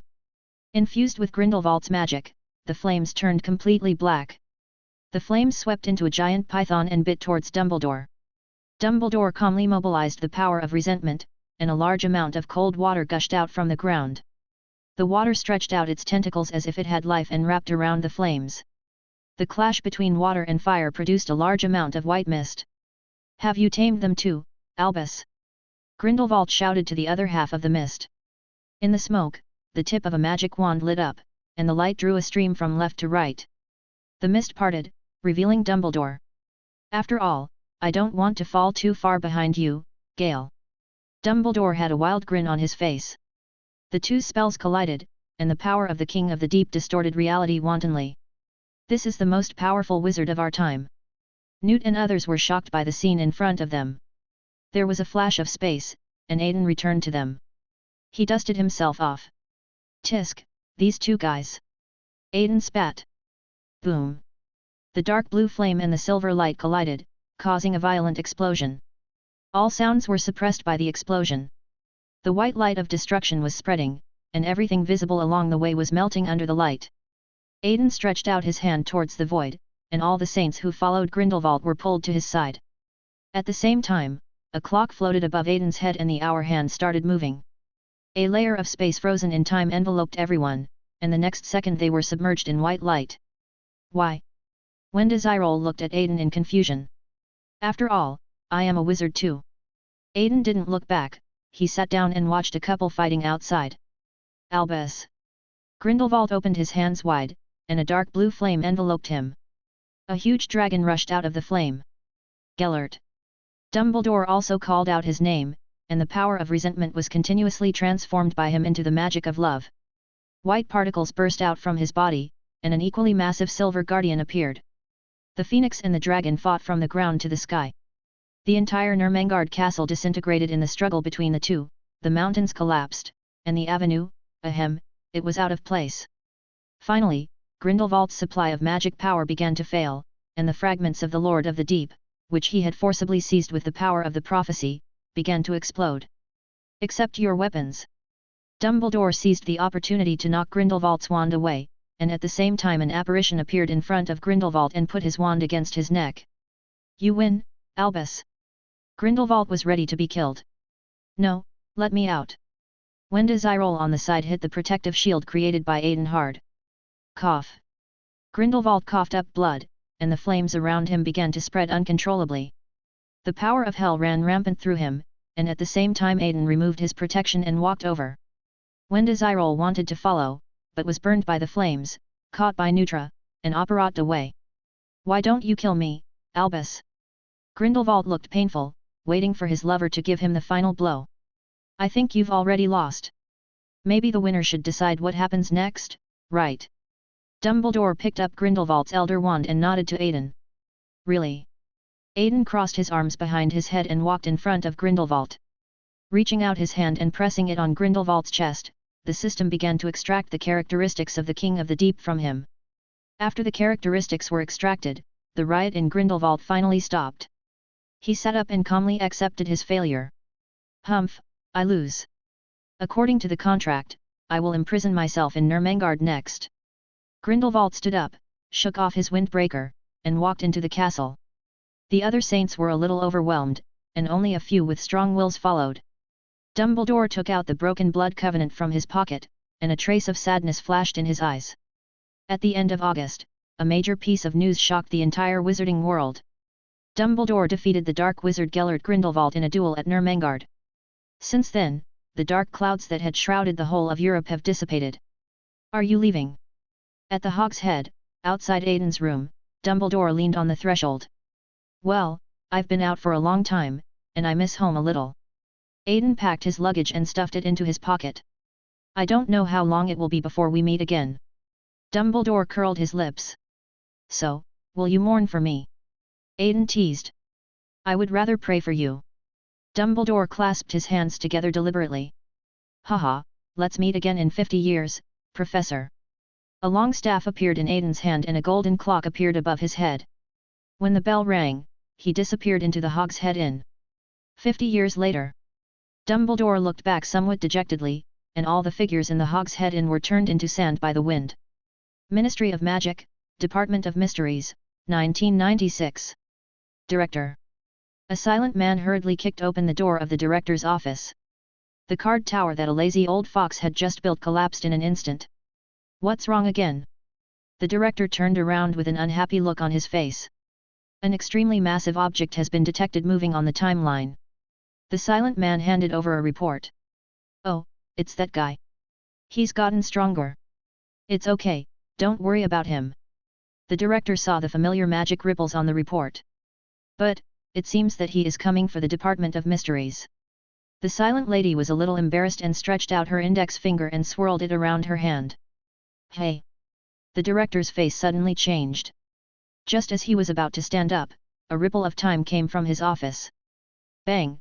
Just like the fourth step of stuffing an elephant into a refrigerator, the refrigerator was broken into pieces. The director's office received the same treatment. Aiden Pruitt. The old fox's defensive cry echoed underground. Haha, director, long time no see. Aiden went up and shook hands with him. Pay me compensation.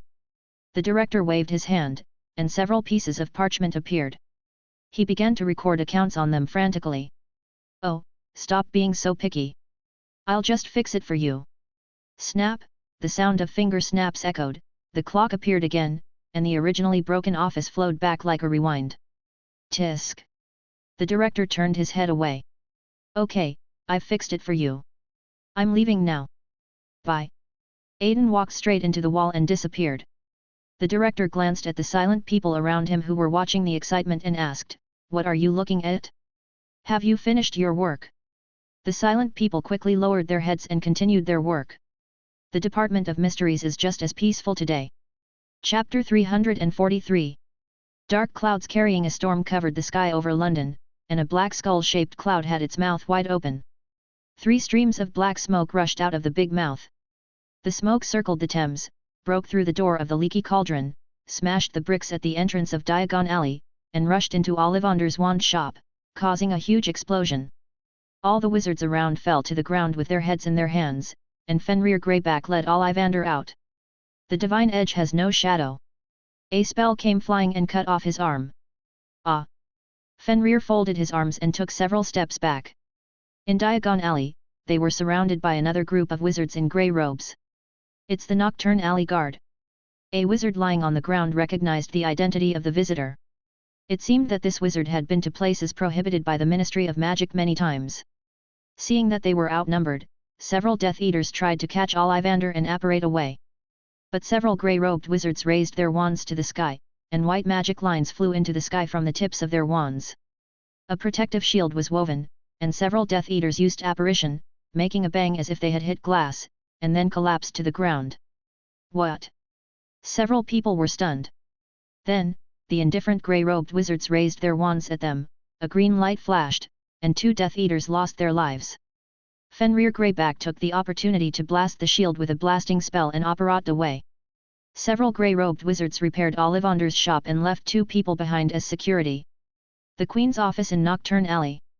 Several grey-robed wizards lowered their heads and looked at the ground. Mr. Ollivander has been protected, and Fenrir has been released. The leader, Chaos Kver, reported to Arthursai. Well, you've done a good job. Recently, we have expanded our scope of activities to look after the law and order in Diagon Alley.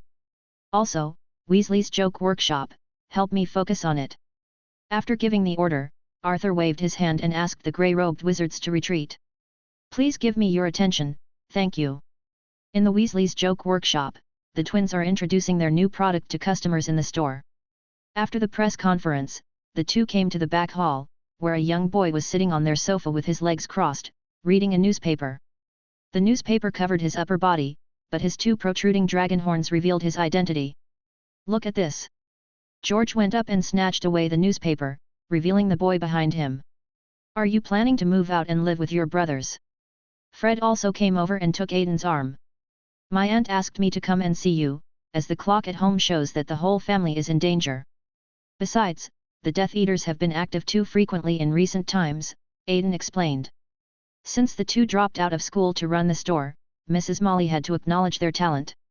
So he no longer mentioned matters of the Ministry of Magic to them, and in order to run the store better, the 2 of them lived most of their time in the joke workshop. However, the twins' absence made Mrs. Molly worry about their safety every day, which led to Aiden's visit. Then let them come. George was eager to try. I'll catch a few Death Eaters then, and maybe I can exchange them for the Order of Merlin from the Ministry of Magic. Fred raised an eyebrow at Aiden. Be serious. If you are hit by the killing curse, there is really no possibility of recovery. Do you still need to wear the bracelet? Aiden was giving instructions to his 2 unreliable brothers like an old nanny, and at this moment he felt the same tiredness as Mrs. Molly. George and Fred both pulled up their sleeves, revealing metal bracelets with strange runes engraved on their wrists. By the way, what set of runes do you use for this thing? George came up to him mysteriously and asked. We looked through all the books, including runes, goblin language, and mermaid language, but we couldn't find any similar symbols. Fred also fiddled with his bracelet. But if it's not magic text, why is there magic flowing on it? George reached out and injected a little magic power into it, and the runes on it flickered with a silver light. Ahoy, a secret. Aiden smiled. In fact, Aiden was embarrassed to tell them that these runes were copied by Aiden after he transformed himself. Okay, you guys hurry up and write a letter to your aunt to let her know you're safe. I have some other things to do, so I'll leave first. Aiden stood up, put his hat on, and apparat away from the shop. Cokeworth, once an industrial area, now looks a bit desolate due to industrial relocation. Spider's Tail Alley, Textile Street, a boy with heterochromatic eyes visited here. Knock knock. Aiden concealed his magic and knocked on the door. I say, no newspapers. Snape opened the door with an unhappy look on his face. But what entered his pupils was not the postman's ridiculous bald head, but a pair of dragon horns. Good evening, Professor. Aiden gave him an ancient wizard's courtesy. Snape's face stretched even longer, and he struggled inside before opening the door and letting the wolf in. Thank you. Long Ming Mei's smile didn't match the dark and cramped room at all. Peter Pettigrew was sent by Voldemort to Snape during the summer vacation, ostensibly to help but actually to monitor him. However, the pupils of this loyal servant were now filled with ember and dark blue. Standing aside, catching butterflies in the sky.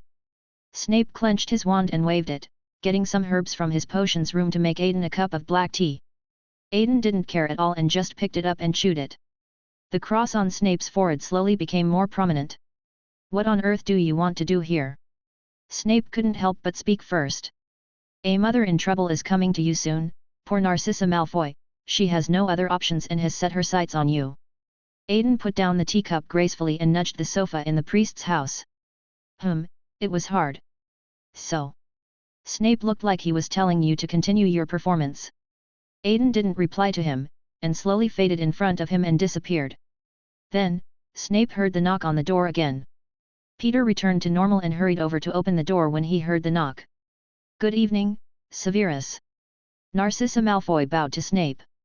Bella, who was leaning on the door sill, looked up and saw a white fox outside the window. She threw an avada at the fox. Then he looked at Snape provocatively. Come in. Snape's voice was very dull, which was the state when the brain was blocked. And, don't enter my reception room, Wormtail. Snape waved his wand and the door slammed shut. Narcissa Malfoy had been unable to sleep or eat well throughout the summer vacation, and at this moment she looked very haggard. Last year her husband was arrested and imprisoned for the Battle of the Department of Mysteries. In order to punish Lucius for his incompetence, Voldemort gave Draco Malfoy an almost impossible task to kill Aiden Pruitt. When Narcissa heard the news, she felt like the sky was falling. As a member of the Black family, Narcissa also knew that this family had been active on major battlefields for thousands of years. A war weapon passed down from generation to generation, the Dragon Man. Voldemort's orders were for Draco to fight this thing and bring back his body. Under Dumbledore's care, kill an almost impossible to kill target and escape successfully. It is foreseeable how slim Draco's chances of survival are. So, in order to keep the two useless men alive, Narcissa had to run around, and finally set her sights on this old senior. Chapter 344, Unbreakable Vow, Save Your Star. So, what do you want me to do? Snape looked at the schoolgirl calmly. Stupidity, arrogance, and pride brought upon the Malfoy family the disaster they are facing today. If it weren't for their past friendship, Snape wouldn't even have been willing to open the door for them. Look, you can't learn to jump back and forth like them in the future, otherwise you will end up in a miserable situation. In the blind spot of consciousness, the dragon was teasing the mouse. I know I shouldn't be here. The Dark Lord forbids me to reveal this.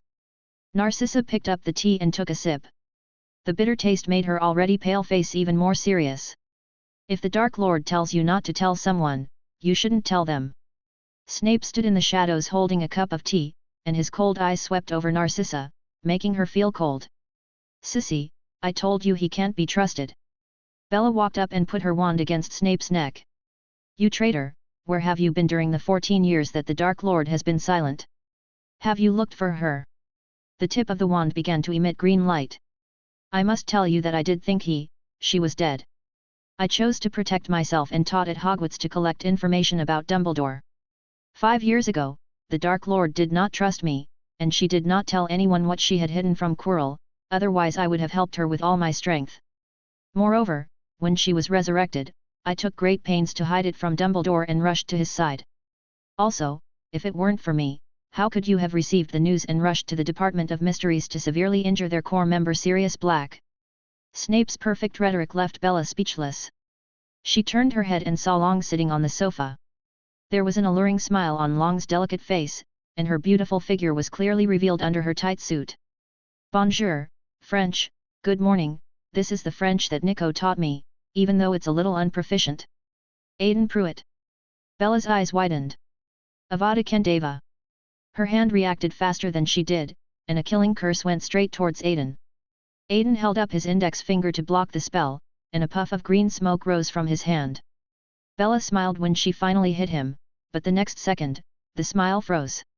Aiden appeared in front of her, his index finger against her forehead.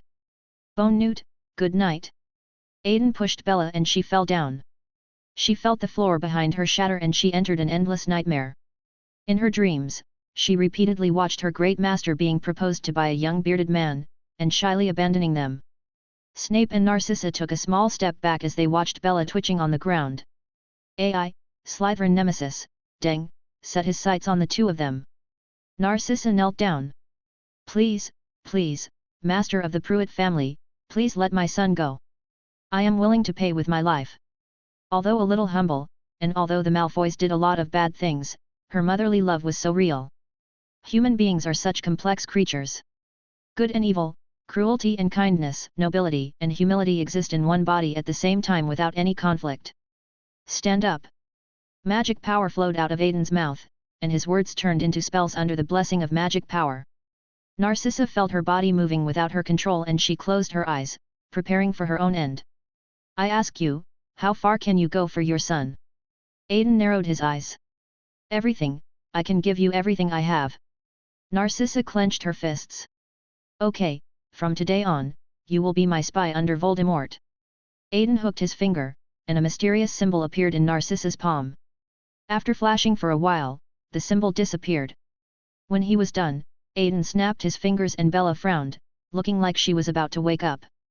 You will make an unbreakable vow with Bella in front of her, casting the killing curse at me with your own hands, and make sure the curse hits me. Aiden shook the finger that had just blocked Bella's killing curse at them, and then a channel appeared in the air and he walked in. Bella woke up as soon as Aiden left. She looked around in confusion for a while and had no memory of what had just happened.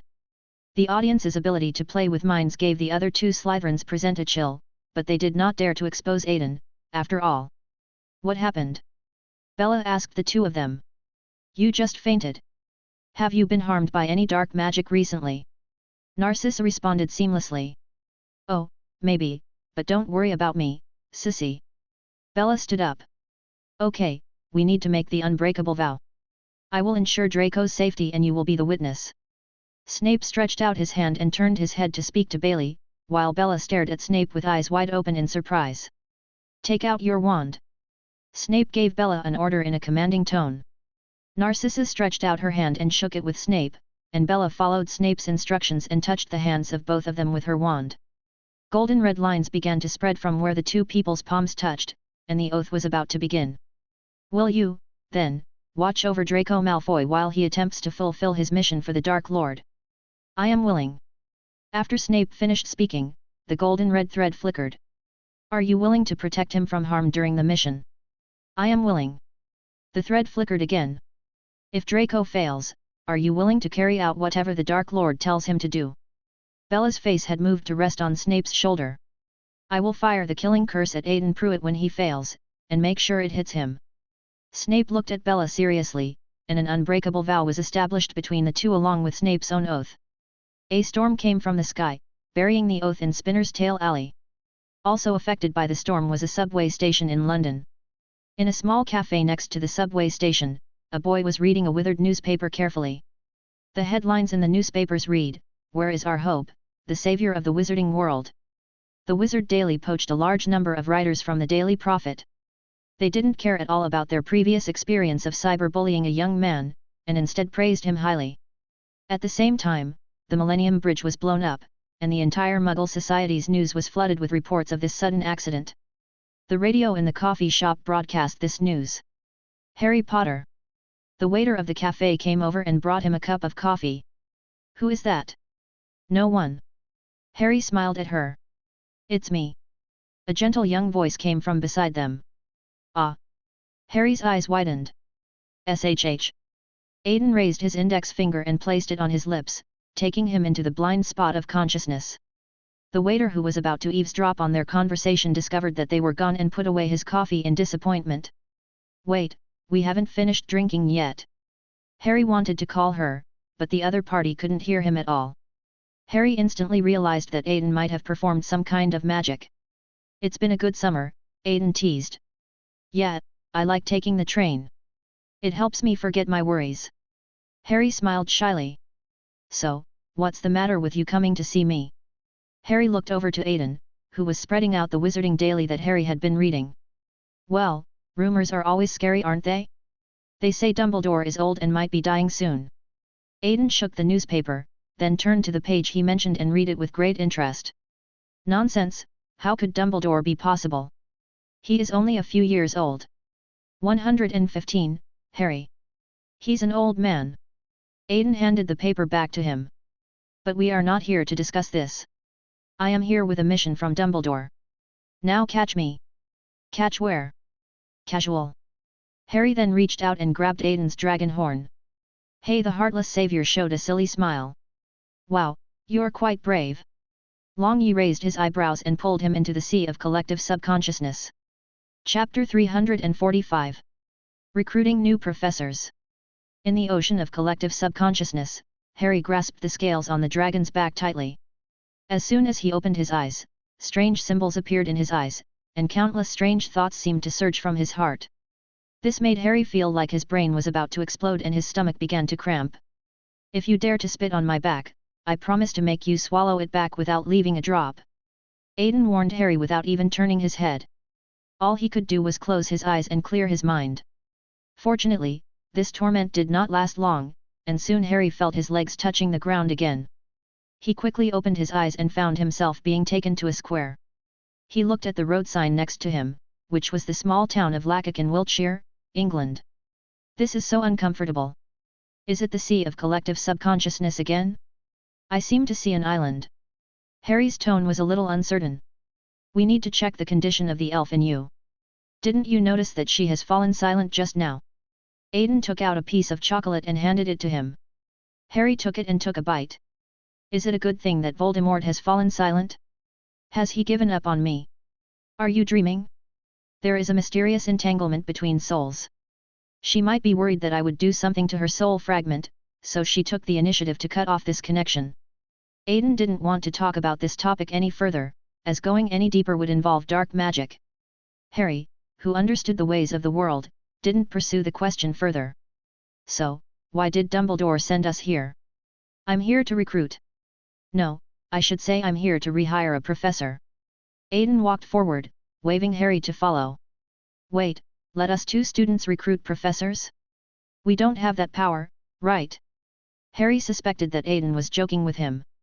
"Please don't use them, you don't have them, but I do." Aiden raised his eyebrows at him. Walking on the streets of the community, Aiden and Harry chatted about the Ministry of Magic.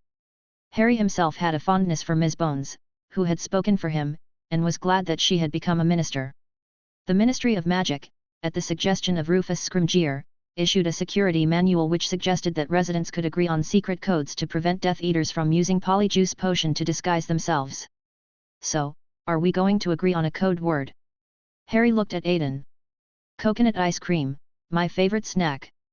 Aiden stopped in front of a dilapidated courtyard gate. "I am. Quidditch, I know." Aiden took out his wand. "I used a clumancy." Harry also took out his wand. "Don't rely too much on the same magic, because you never know if your enemy has a way to counter it. As wizards, we should complicate our combat magic configurations to avoid falling into the trap of homogeneity." Aiden taught Harry according to Dumbledore's instructions. "Well, this magic is actually quite useful. I haven't had any headaches this summer." Harry muttered, completely unaware that the reason Voldemort didn't come to harass him throughout the summer vacation was simply because he was scared by Aiden's trick last time. After all, Voldemort has experienced how terrifying it is to have an enemy who can hide inside someone's mind and elbow you at any time. Casting a fluorescent spell with their wands, the two walked into the house. The house was in a mess, as if it had been ransacked by Death Eaters. There was still blood dripping from the ceiling, but Aiden, who was also a dragon, immediately smelled that it was dragon blood. Likewise, a wizard hiding in this ordinary person's house cannot escape the eyes of a discerning person. Aiden smiled and walked to a sofa, tapping it with his wand. "Merlin's beard, there's no need for you to make me appear directly, Aiden." A head popped out from the sofa, and then the whole sofa jumped up as if it was on fire. "I have to admit that you look very lifelike in the form of a sofa, Professor Horace." Aiden's hands were clutching Harry's clothes, otherwise he would have rushed out of the window. "I can turn into all kinds of furniture. I have a ready-made stomach anyway." "But how did you find me?" Horace asked puzzledly.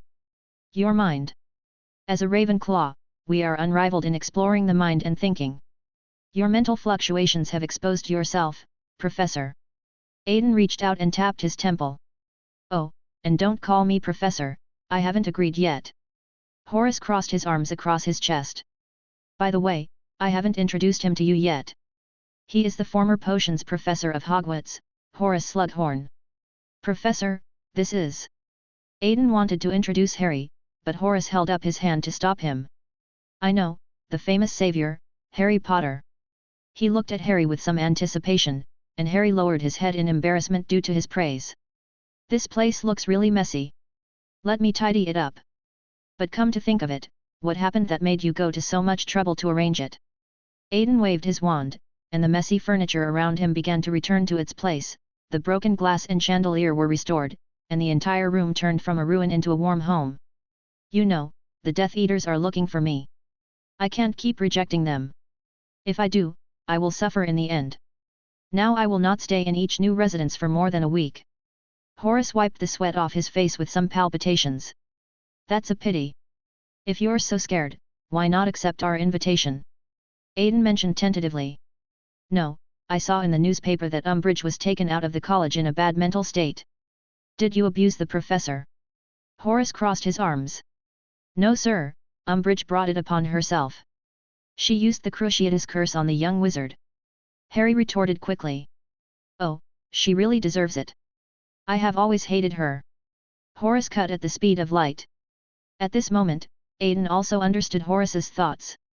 He simply didn't want to take sides, so he wanted to walk between Dumbledore and Voldemort. I'm going to the toilet.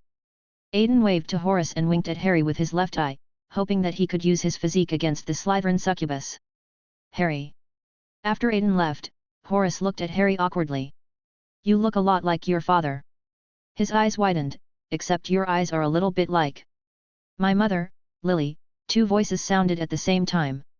Ah, lovely Lily, I always thought it would be nice if she could be sorted into Slytherin, but she always shouted at me, I'm not going. Horace led Harry to his photo wall, which was filled with pictures of his students. Also, Aiden, he looks more like his mother Eleanor, just as beautiful. I heard that she joined the Silence after graduation, and later died in the turmoil 16 years ago. Horace pointed to a photo of two beautiful girls, and Harry recognized his mother at first sight. The other girl is a complete female version of Aiden, and seems to be Aiden's mother.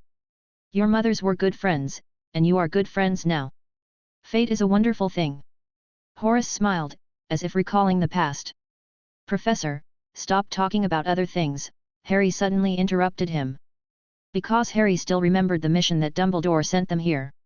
If you are so afraid of the Death Eaters, why don't you come to Hogwarts, where Aiden and Professor Dumbledore have the strength to fight Voldemort?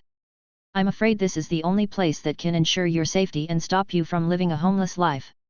Harry looked at him seriously. But I... Horace looked tempted. Aiden saw all of this, and broke in when Horace was most conflicted. Harry, we should go back. Since Professor Horace has rejected us, let's go back. As he spoke, Aiden came up and took Harry to the courtyard outside. Aiden, wait a little longer, he's about to agree. Harry was a little anxious. 3, 2, 1. Aiden did not answer Harry, but started a meaningless countdown. Wait. Horace chased out, and Aiden raised his eyebrows at Harry. I want the original tea room, and I want a pay raise. Of course. Aiden took off his hat and gestured.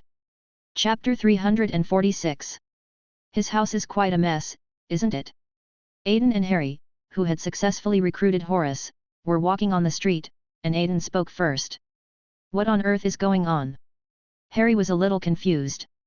You see, Horace is from Slytherin. He is shrewd and ambitious, so he likes to win over promising students. Aiden pulled out some coconut sorbet and offered it to Harry, but he refused. Your words also moved him. Don't give the other party too much room for thinking during negotiations. Try to keep the other party in a state of chaos, so that it will be easier for them to make mistakes in their judgment. Omissions are often our opportunities. Experienced audiences gave Harry as much as they could, because his own storm was coming. Walking up to the statue at the intersection of the community, Aiden glanced at the sky. I'm sorry to interrupt your romantic evening, Harry. It's okay, I can go back tomorrow and make up an excuse to coax her. Harry gave Aiden a smile that every man could understand. No, I mean, you have to live in the burrow for the next period of time. Dumbledore has gone to the Dursleys to pack your luggage. We should still have time to go there now. The dragon didn't take in Harry's expressive expression and instead gave him a sly smile. What? Oh, Harry was not paying attention and was dragged into the sea of consciousness by Aiden again. The Dursleys, 4 Privet Drive. Little whinging. Huff huff. Harry was gasping for breath, supporting his knees with his hands. Couldn't you have warned me before going in? Harry complained. Coincidentally, Dumbledore appeared at the end of the road amid the cry of a phoenix. He used the deluminator to steal all the lights around him. "Good evening, Professor Dumbledore." Aiden stepped forward. "I thought you were going to tell me that you are still as charming as ever after 50 years. Dumbledore winked at Aiden playfully. 50 years. Harry widened his eyes and looked at Aiden in disbelief. "Don't look at me like that. I just used time magic to go back in time and did a little thing." Aiden lowered his hat modestly. "Okay, let's move quickly, or we'll disturb the Dursleys' rest." Dumbledore flicked his wand, and the fence and gate of the Dursleys' house opened automatically, and then he walked in with 2 people. "Ah!" Petunia screamed when she saw someone breaking in, but she calmed down after seeing Dumbledore's face clearly. "Oh my god!" Fennon, who came out with the ice cream, was also startled and the spoon fell to the ground. The ice cream on the spoon smeared on the carpet, making Penny dizzy. "Good evening, Penny and Vernon. The agapanthus you planted outside looks great." Dumbledore greeted them politely. "What are you doing here again? Do you know that you are illegally intruding?" Vernon bravely scolded Dumbledore. "I thought you would welcome me." Dumbledore pretended not to understand the atmosphere and spoke in a very depressed tone. Then he flicked his wand and the sofa came flying up and crashed into the knees of the 3 Dursleys. They stumbled and fell onto the sofa, and Dumbledore waved his wand again, and the sofa rolled back to its original position. "In that case, why not sit down and settle down first?" Dumbledore said happily. Dumbledore took the 2 students to their seats, and after waiting for a while, he discovered that the Dursleys did not want to serve them tea. He simply conjured up a bottle of mead and 6 cups, the wine poured automatically into the cups, and the cups flew towards the heads of the 3 Dursleys. "Enough, what on earth do you want to do?" Fennon knocked over 3 cups. "To be honest, I'm very disappointed with the harm you, Vernon and Paige, have caused Harry to suffer over the past 16 years. Dumbledore narrowed his eyes and looked at the 2 of them. "I hope that you can let Harry come back here again before he turns 17. Dumbledore made his request. "Okay, I agree." Penny hesitated for a moment, but finally agreed. "Peggy, what are you thinking about? Didn't we agree to kick him out when he's 16 and can live independently?" Vernon grabbed his wife's shoulders in confusion. "But Vernon, he is my sister's son and the last trace of her in the world." Penny looked directly at Vernon, tears welling up in her eyes. Vernon was silent. He let go of Penny's shoulders and leaned back on the sofa. Dumbledore gave Aiden a look, and Aiden waved his wand, and Harry's luggage was automatically packed and put into his pocket. "I think it's time for me to leave, but, Penny and Vernon, I want to give you one last reminder. Although Harry has received nothing but neglect and abuse from you all these years, the silver lining is that he at least escaped the injury you inflicted on the unfortunate boy who sat between you."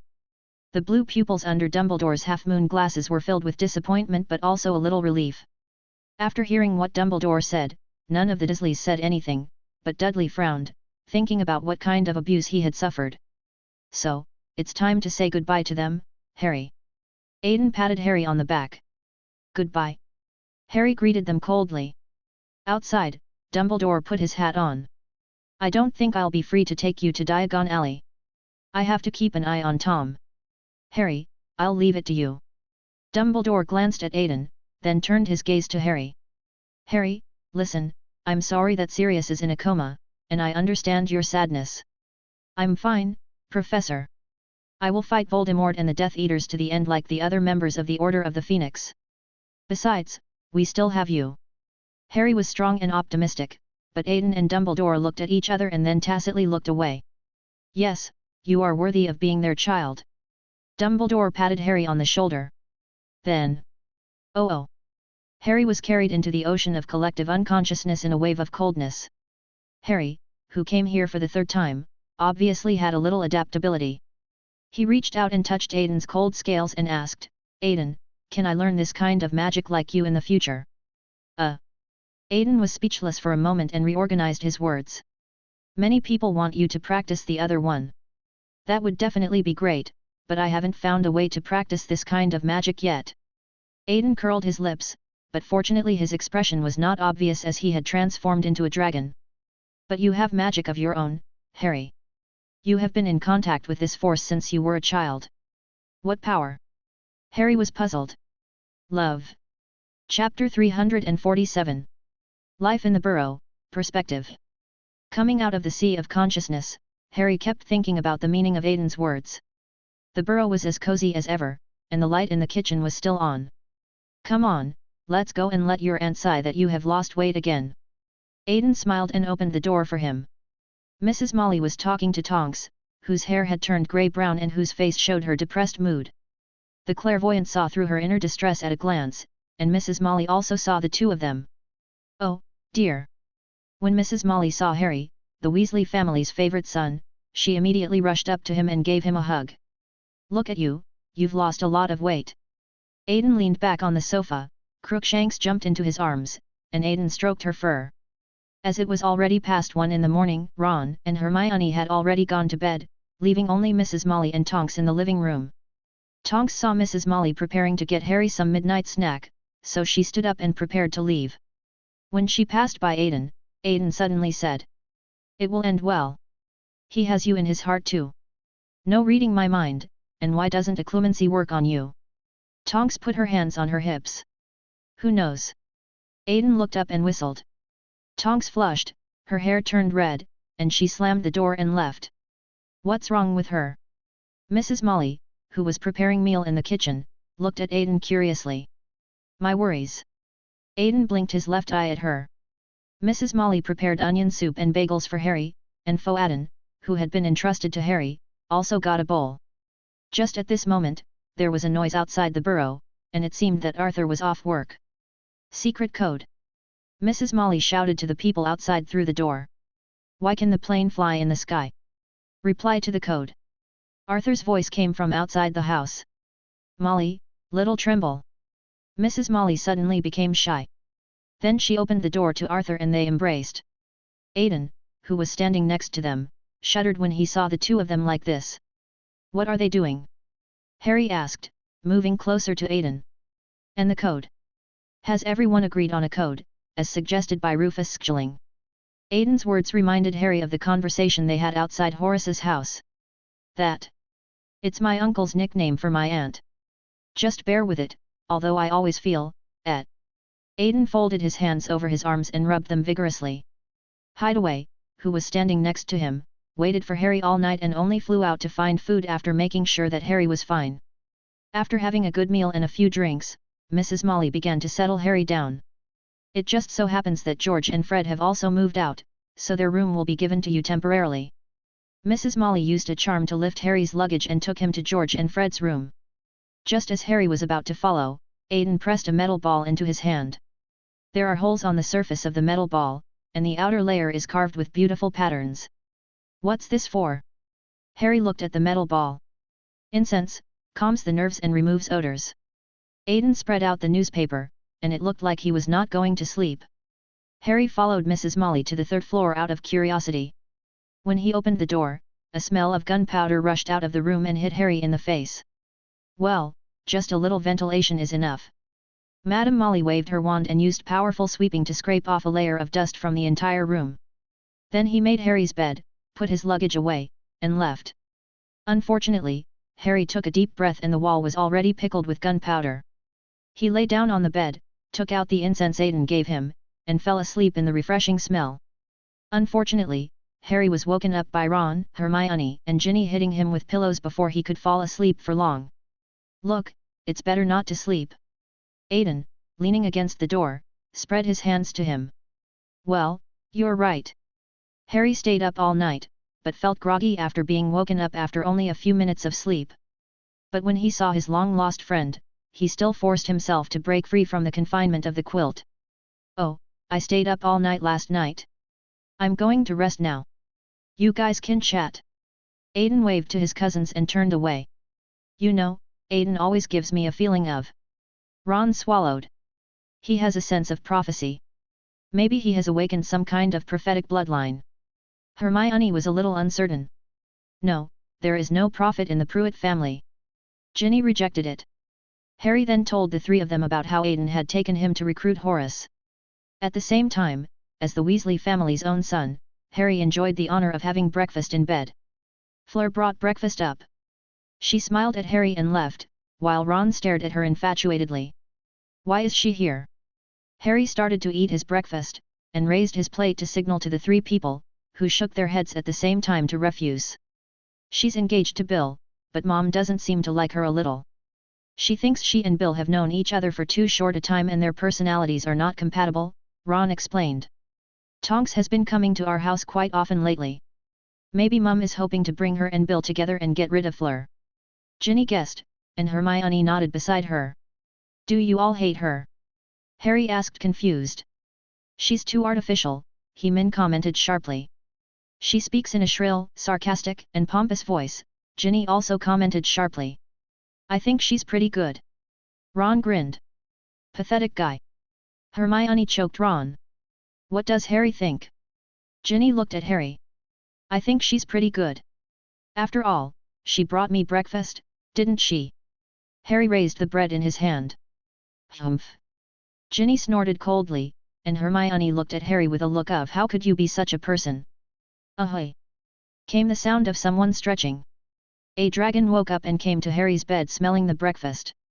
It turned out that several people had been chatting here for an hour or so without realizing it.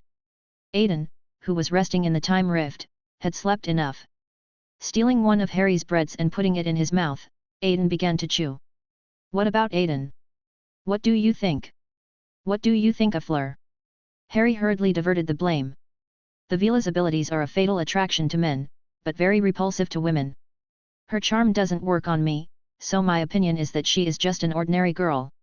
If Bill really loves her, I have no right to say anything, and the same goes for their breakup. They are adults and should be responsible for their words and actions. Aiden gave everyone present a lesson, hoping that they could look at and analyze things from a different perspective. After all, they don't have much time left. Chapter 348, Prophecy, 6th Grade Shopping. The dragon stretched lazily on Harry's bed. Aiden. Ginny was very unhappy that Aiden had snatched Harry's breakfast. Forget it. Aiden was exhausted from running around for my affairs last night. Instead, Harry generously offered to eat more and placed the plate in front of the dragon. Aiden showed off the bread to Ginny. Don't spoil him too much. Ginny clenched her fists. By the way, you probably don't know about last year's prophecy yet. Harry cleverly changed the subject to prevent Ginny from killing her brother. Ron came over with interest. The child born in July possesses powers unknown to the Dark Lord. Only one of him and the Dark Lord can survive. Harry told everyone the content of the prophecy. So you're that child? Hermione asked. Yes. Harry nodded. Not necessarily. Longbottom was also born in July, but that's the wonderful thing about prophecy. Your choice will form a part of it. Aiden waved his hand and the silver thread was pulled out by him. As a clairvoyant, he can manipulate the ocean of collective subconsciousness to a certain extent. At this moment, he has the prophecy in his hand, and he only needs others to input what they want, relying on Aiden's ability to guarantee it. Things will develop in the direction he presets, which is not only a prerequisite for the writer's ability, but also a manifestation of the audience's understanding of the power of the extraordinary people in this magical world. This is the prophecy. Does anyone want to try it? Aiden handed the silk thread in his hand to them. Ron was about to go up and make a wish, but Hermione grabbed his ear. Isn't Voldemort's end a warning to you? The world of magic has a price. What is that price? Hermione looked at Aiden seriously, with a reproachful look in her eyes. All right, I was just teasing Ron. Even though I have the ability to promote the prophecy, I won't give it out so casually. Aiden raised his hands in surrender. As for the price, the prophecy will create an enemy for you that you will never be able to escape. For example, Tycho Dordonis has a famous avenger. Aiden explained. What is Tycho Dordonis? Ron scratched his head. The prophecy of the Lestrange family. My roommate Edmund is deeply involved in it. Now people in his family have to face Bellatrix Lestrange. Aiden smiled, as if he had seen Edmund's embarrassed look. Suddenly, Hermione felt the cushion was a bit uncomfortable and reached out to grab it. She took out a telescope and curiously put it to her eyes to take a look. Don't touch that thing. Aiden tried to stop him, but it was too late. Then, a fist popped out of the telescope and hit Hermione hard in the eye socket. She was knocked flying and her eyes were bruised. Aiden! Oh, what is this? Hermione covered her eyes and threw the telescope to the ground. George and Fred developed a tool that casts a special spell, and the person who is attacked can only be healed by time. Until then, no potions or spells will work. Aiden blinked, not daring to tell Hermione that he had a hand in this. Ron took Hermione to see Mrs. Molly, and they spent half a day trying but still failed to remove the bruise. Fortunately, another thing diverted Hermione's attention. The owl's results arrived, and Hermione opened the report card with great anxiety. The outstanding results of 9OS gave her a lot of comfort, but the E in defense against the dark arts was very eye-catching. Ron and Harry also achieved good results, but unfortunately Harry was a little sad because his results were still some distance away from his dream of becoming an Auror. Time quickly came to July 31st, today was Harry's 6th birthday since he entered Hogwarts. It was also the only birthday that someone celebrated with him. On his birthday, Aiden, contrary to his usual behavior, gave him a universal incident response guide. It actually records what to do if Aiden and Dumbledore die. Harry smiled and secretly sighed in his heart, is it possible that someone in the world could kill Aiden? After sighing, he still accepted the gift. However, this year's birthday was not a happy one. Harry saw news of people being killed almost every day. Because of the activeness of the Death Eaters, the Ministry of Magic specially dispatched additional defense personnel to the burrow, and they cast magic outside the burrow. On Harry's birthday, the gifts sent by his friends were checked one by the Aurors, depriving him of a lot of surprises. On August 1st, Mrs. Molly paced anxiously in the room. Damn it, why hasn't Arthur come back yet? What should I do with the children's things? Mrs. Molly muttered. Maybe we can go by ourselves. The mysterious man can't be hiding behind the bookshelf. Ron spread his hands. So more than half of the shops in Diagon Alley are on vacation. Ron's joke immediately angered Molly. If you think safety is a joke, then your father and I can go shopping, and you stay at home until the last second before departure. Molly's roar echoed throughout the burrow. Ron tried to explain, but Aiden covered his mouth just in time to prevent him from adding fuel to the fire. Aunt, I know you are worried about her attack, but you have to make one thing clear, she dare not appear in front of me and Dumbledore. She's been beaten by us twice, right? So relax, I'll be watching over Ronnie. Aiden spoke, brushing Molly a comforting swipe. Molly hesitated for a while and finally sat down on the sofa. Okay, I agree that you can go to Diagon Alley by yourselves, but listen, if anyone dares to leave Aiden's sight, I will go to Hogwarts personally to bring you back, do you understand? Mrs. Molly's reprimand was mainly directed at Ron and Ginny, but Harry and Hermione inexplicably felt that they were being targeted. Aiden first took a group of people to Gringotts to withdraw money. The goblins around him subconsciously avoided him when they saw Aiden, and no one was willing to handle their business. Bill used his authority to withdraw money for Harry, and Ron thought it was his elder brother giving benefits to his family. So I walked up to him stupidly and asked, "Where's my brother?" Then he received Bill's extremely disgusted look. Coming out of Gringotts, I saw that most of the shops on the street were closed. It seemed that the business of the wizarding world had also been affected by Voldemort. After purchasing the items on the list in the school notice, they visited Weasley's joke workshop. "Hello, ladies." The twins' voices overlapped. Ron, Ginny, and Harry went to look at other products in the store. Hermione was attracted by a potion developed by the two that could allow the user to have a lucid dream for 30 minutes. "How did you do that?" Hermione looked at them. Then both of them turned their eyes to Aiden, who was holding the invisible smoke bomb. "I asked them to do a little research on myself. I can show you sometime." Aiden knew what Hermione wanted to say without turning around. After sending Hermione away, Aiden began his routine account checking. "How's the business of protective equipment?" Aiden looked at the twins.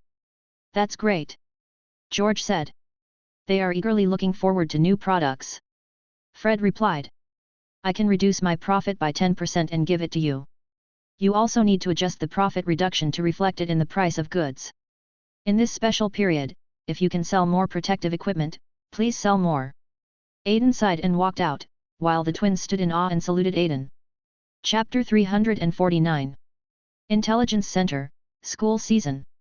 After walking out of Weasley's shop, Aiden wanted to take a few people back to the burrow. How did George and Fred do it? Half the shops in Diagon Alley have closed down out of fear. Hermione shook her hands. "They think it's time to have some fun, and I heard they've made connections with the people in Nocturne Alley, so no one dares to mess with them now." Ron slid up next to Hermione and whispered. Suddenly Harry reached out his hand, stopped a few people, and pulled them to a small corner. What? Ron looked at Harry in confusion. It's Malfoy, they've entered Nocturne Alley. Harry pointed to the corner ahead. Ron followed his finger and saw Malfoy looking at the intersection. Let's go and take a look. Harry straightened up and prepared to go up. Then, he was pulled down by Aiden. My aunt asked me to see that you get home safely. Aiden crossed his arms. But Malfoy and the others must have a conspiracy, we should. Harry was very impatient. What did I say before? What should we do before taking action? Aiden interrupted. Keep yourself safe. Harry lowered his head. Harry, don't you have an invisibility cloak? Hermione suddenly thought of something. Yes. Harry immediately took out the invisibility cloak and the three of them put on the invisibility cloak. Aiden took a step back and did not try to stop them. The three of them walked straight into Nocturne Alley. The atmosphere in Nocturne Alley was completely different from that in the outside world.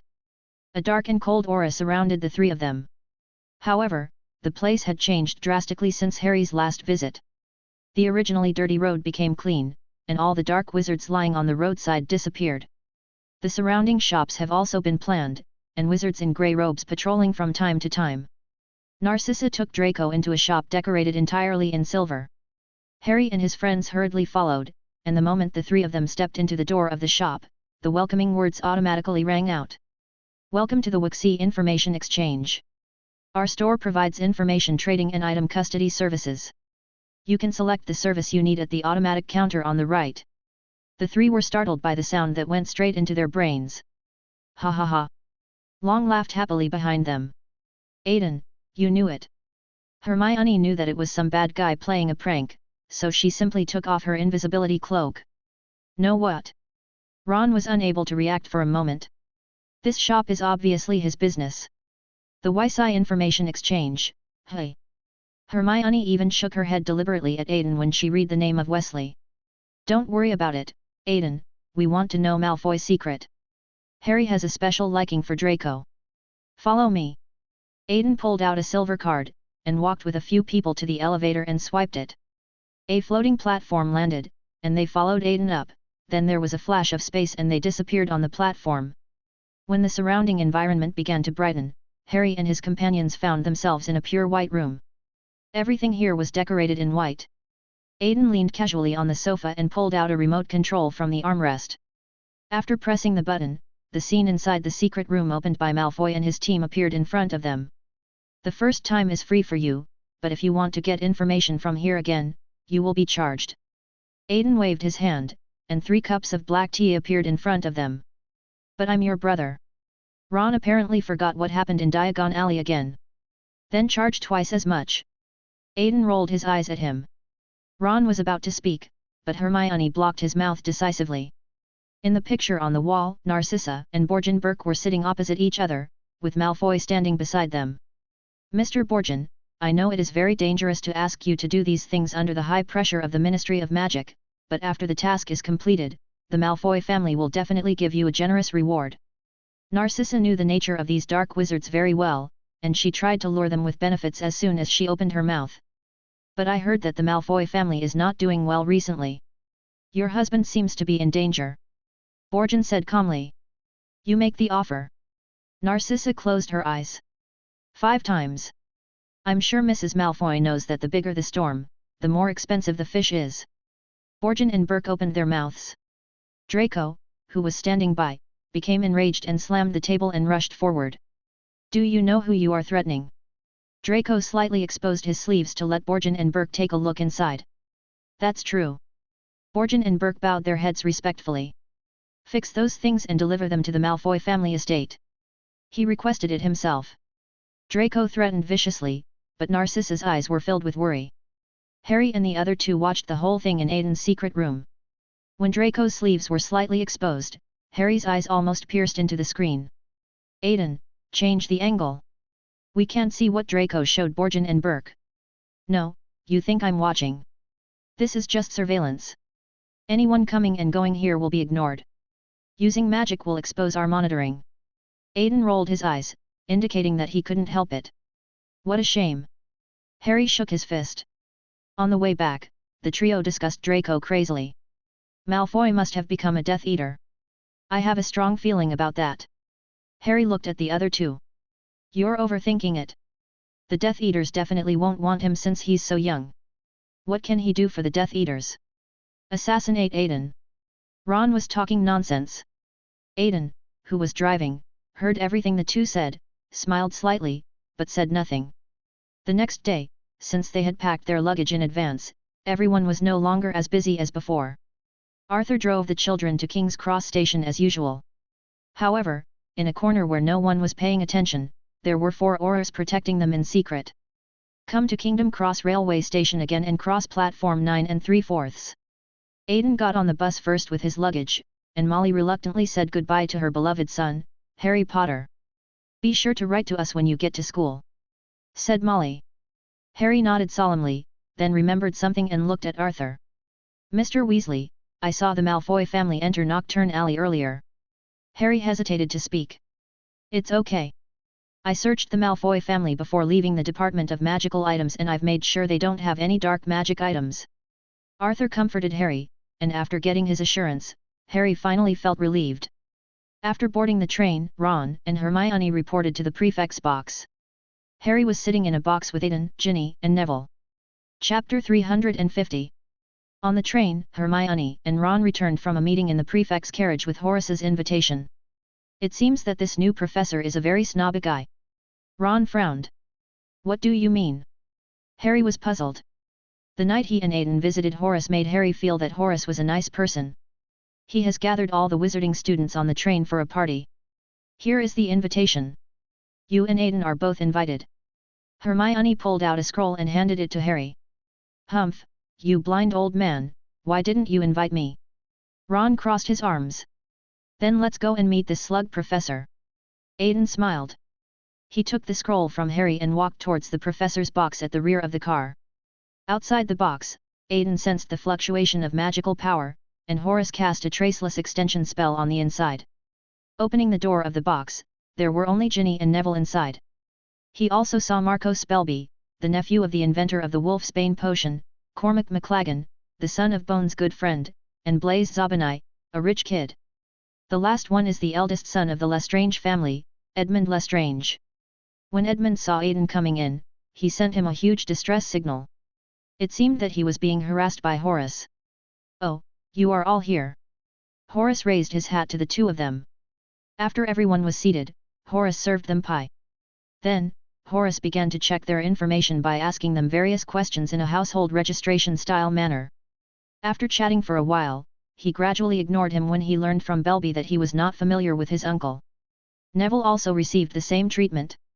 After a brief chat with Neville, Horace concluded that he was an untalented child. All of this was seen by the insightful person in the box, and what surprised Aiden was that Horace was not recruiting new members for his club. It turned out that Horace was planning to take in an extremely capable apprentice and teach him all he had learned throughout his life. When the opponent becomes strong, rely on the opponent's wings to resist the Death Eaters. During the entire party, Horace was the most enthusiastic about Edmund. Edmund, who was the best in character, family background, and strength, was undoubtedly the best candidate for Horace's plan. This created the strange scene of Horace circling around Edmund. Well, let's make a deal. You must come to my place often to get together after school starts. After the banquet, Horace warmly invited Edmund to meet again next time. Edmund shuddered and quickly used Aiden as an excuse to drag him away. What's wrong with this old man? Does he like me? In the corridor of the train, Edmund made sure that the other party couldn't hear him and quickly asked his telepathic roommate. Yeah, he thinks you're pretty good. Your personality, family background, strength, and looks. Aiden made a funny expression. Really? Edmund had a lot of question marks in his head. It's fake. Actually, he wants to win you over. As Aiden walked, he held a carving knife and carved runes on a metal block. Edmund let out a long breath and put his heart back into his chest. Why would he want to win me over? And if he really wants to win me over, wouldn't you be a more suitable person? Edmund frowned. I have all the fame, power, and wealth. What can he use to win me over? Aiden spread his hands, an expression that seemed extremely versatile to Edmund. Besides, he just wants to teach you all his unique skills, and then rely on you to fight Voldemort. And it just so happens that our line has an irreconcilable conflict with Bellatrix Lestrange, the core figure of Voldemort's Death Eaters. Edmund calmed down and began to analyze the information given by Aidan. So, do you think I should accept his olive branch? Edmund asked. How should I know? It depends on whether you want him to surrender. Anyway, he is looking for you, Lestrange. What does it have to do with me, Pruitt? Aidan smiled and ran towards the carriage. What? You are so disloyal. Stop right there. Edmund chased after him with a smile. In the carriage, Ethan watched them get on board while playing and joking. Where did you two go? I searched the entire car but couldn't find you. Ethan questioned the two like a wife questioning her husband. Aidan told him about Horace. Wow, so now you have a professor who likes you, and at least there's hope for an advanced class. Ethan's eyes widened. Your grades in defense against the dark arts and transfiguration are pretty good, right? Professor McGonagall won't reject you. Aidan raised his eyebrows. Wait, I haven't told you about my grades yet, how come you? Legilimency. Ethan gave Aidan an accusing look. No, it's a prophecy, a small-scale prophecy to some extent. For example, Edmund will fall down due to the bumps in the carriage. Aidan spoke casually, and Edmund, who was standing beside him, was startled when he heard this. What? As he focused his attention on Aidan's prophecy, the carriage indeed jolted and Edmund fell to the ground. Damn it, it's really a prophecy, you are not using some kind of magic to play a prank on me. Edmund held his head and stood up. Try again? Hold my hand and feel my magic. If I use magic you will know it immediately.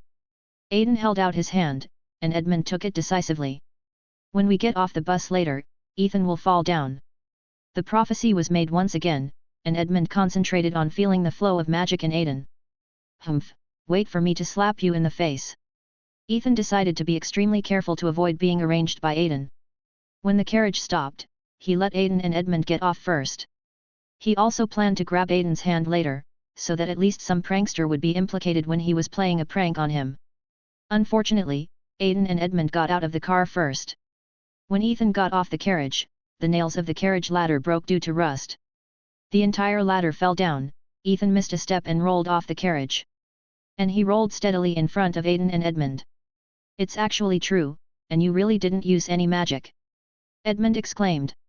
Okay, stop holding on to each other and give me a hand. Ethan fell to the ground and rolled over, calling for help. The two men let go of each other's hands and helped Ethan up from the ground. You believe it this time? Aidan raised his eyebrows. Letter. They both shuddered in unison. They walked through the gates of Hogwarts with their luggage. Hogwarts has stepped up security this year, with a large number of Aurors on duty outside the campus.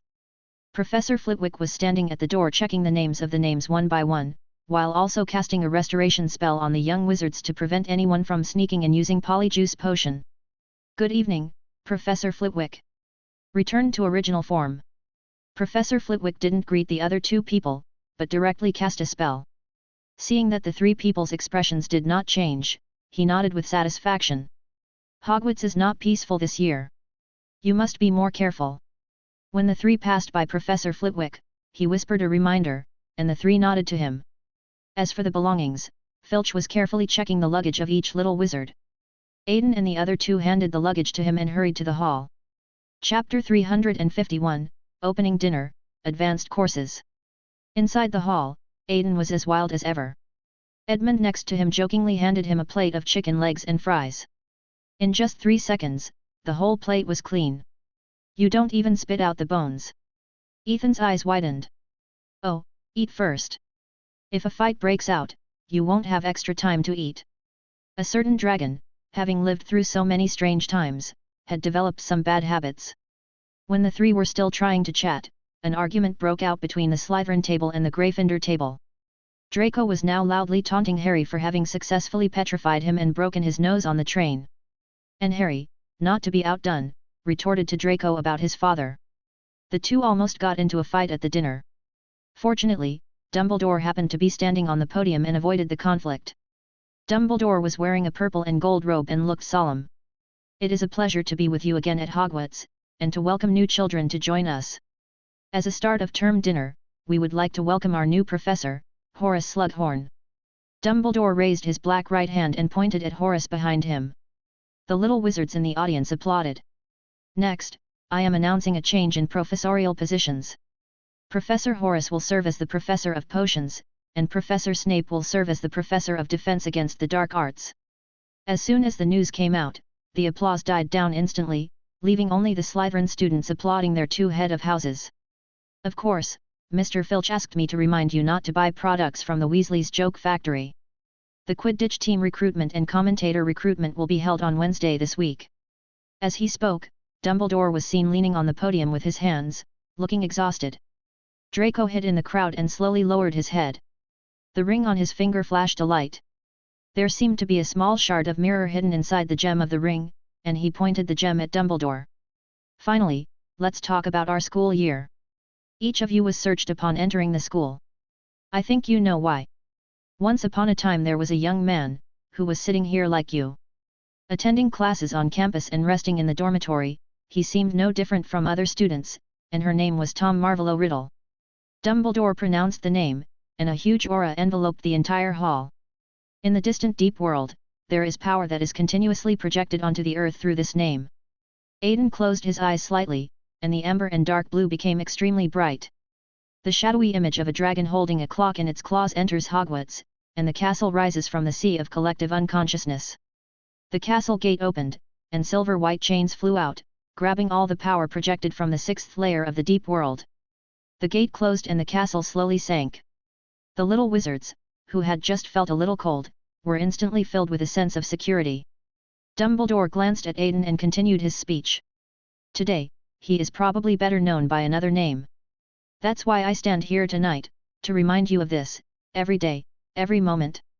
The forces of darkness are surrounding us in secret, please do not let them take advantage of you. That's all I have to say, go back to the dormitory. Dumbledore waved his hand, announcing the end of the dinner. The other young wizards all stood up, but Harry and Draco were 2 or 3 steps late and sat in a daze on their chairs. Aiden followed his 2 roommates to the tower, and the 3 of them chatted idly on the way. So, which professor's advanced courses did you sign up for? Ethan asked. It is impossible for 3 Ravenclaws to have insufficient grades. It's similar to the course selection for 3rd grade. Edmund spread his hands. Then the 2 of them turned their eyes to the guy with horns who was walking at the back holding a book. To be honest, I didn't participate in Rune's Owls, but I was invited again. Now I'm a little torn about whether to go or not. Aiden closed the book and spread his hands towards the 2 of them. Cut facing someone's Versailles. Edmund and Ethan raised their middle fingers to him together. The next day, in the hall, the 6th-year wizards handed in the advanced courses of their choice to the dean.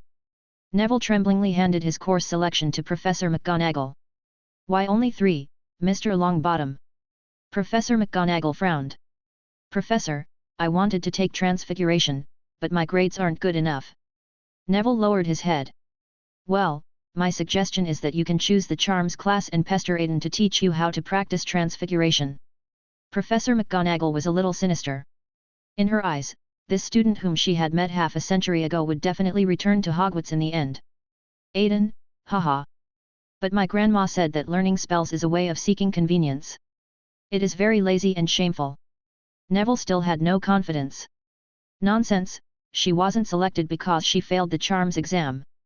Professor McGonagall didn't care at all about exposing someone's dark history in front of his grandson. And your herbology is excellent, so keep going down this path, Mr. Longbottom. Professor McGonagall gave him an encouraging smile. She guided another student back to the right path, and Professor McGonagall, feeling refreshed, walked out of the door holding the scroll. Then, she saw 2 idle guys leaning against the wall, grinning foolishly. Mr. Potter, Mr. Weasley, come here. Professor McGonagall decisively led the 2 over. Professor, we don't have classes in the morning. Harry, who had been smiling just now, was now very quiet. I know, but do you 2 still remember your career plan of becoming Aurors? Professor McGonagall advised the 2. But I don't have an O in potions. A huge feeling of guilt enveloped Harry. After all, Professor McGonagall had stood up to Umbridge for him last year, and he ended up failing the exam. Ron nodded beside him. At this moment, a young man with dragon horns walked by, and Professor McGonagall reached out quickly and grabbed the dragon horn. You did it on purpose. A pair of dull heterochromatic eyes turned and looked at Professor McGonagall. Well, it feels good, no, Mr. Pruitt, please take these two gentlemen to the potions classroom. I believe that with the blessing of these two celebrities, Horace will show leniency to you.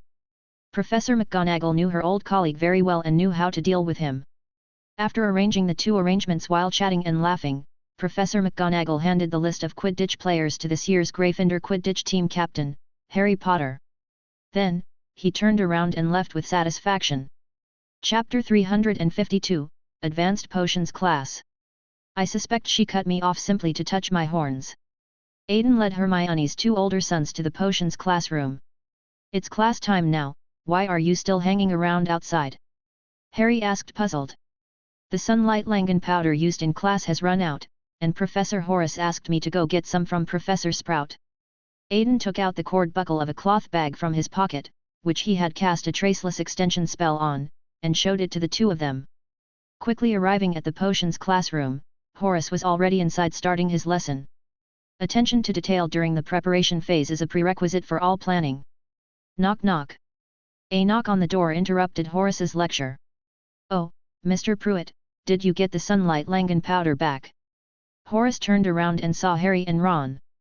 Well, Mr. Potter, I knew you would throw yourself into the arms of potions. You even brought your friends with you. But it doesn't matter. Your friends are my friends. Horace waved his hand and opened the back door for Harry and Ron. Thank you, Professor, but we don't seem to have textbooks. Harry was still somewhat resistant to the potions class. It doesn't matter. There are plenty of textbooks in this classroom. Just look around. Horace pointed to the bookcase next to him. The two ran to the side to look for their textbooks while Aiden pulled the sack out of his pocket and placed it on the table. Well, you actually cast a traceless extension spell in your pocket. That's a good idea. Perhaps we can find some time to discuss it together later. Horace praised. My pleasure. Aiden said politely and hid behind Ethan and Edmund. What took you so long? Ethan leaned over and whispered. I met Professor McGonagall on the way. She asked me to bring these two idle guys to class. Aiden nodded at Ron and Harry who were fighting over textbooks near the bookcase. It seems that Professor McGonagall is also partial. Edmund said as he handed Aiden the notes he had just taken.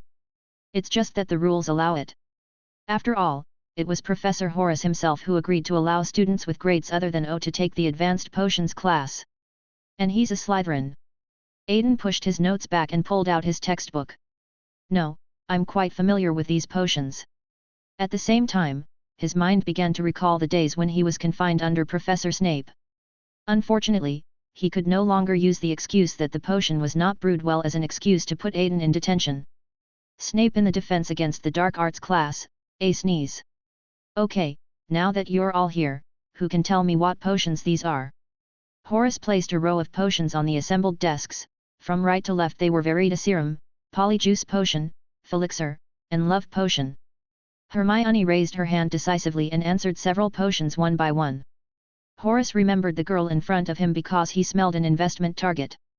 Good job, Horace paused. Granger, sir, my name is Granger.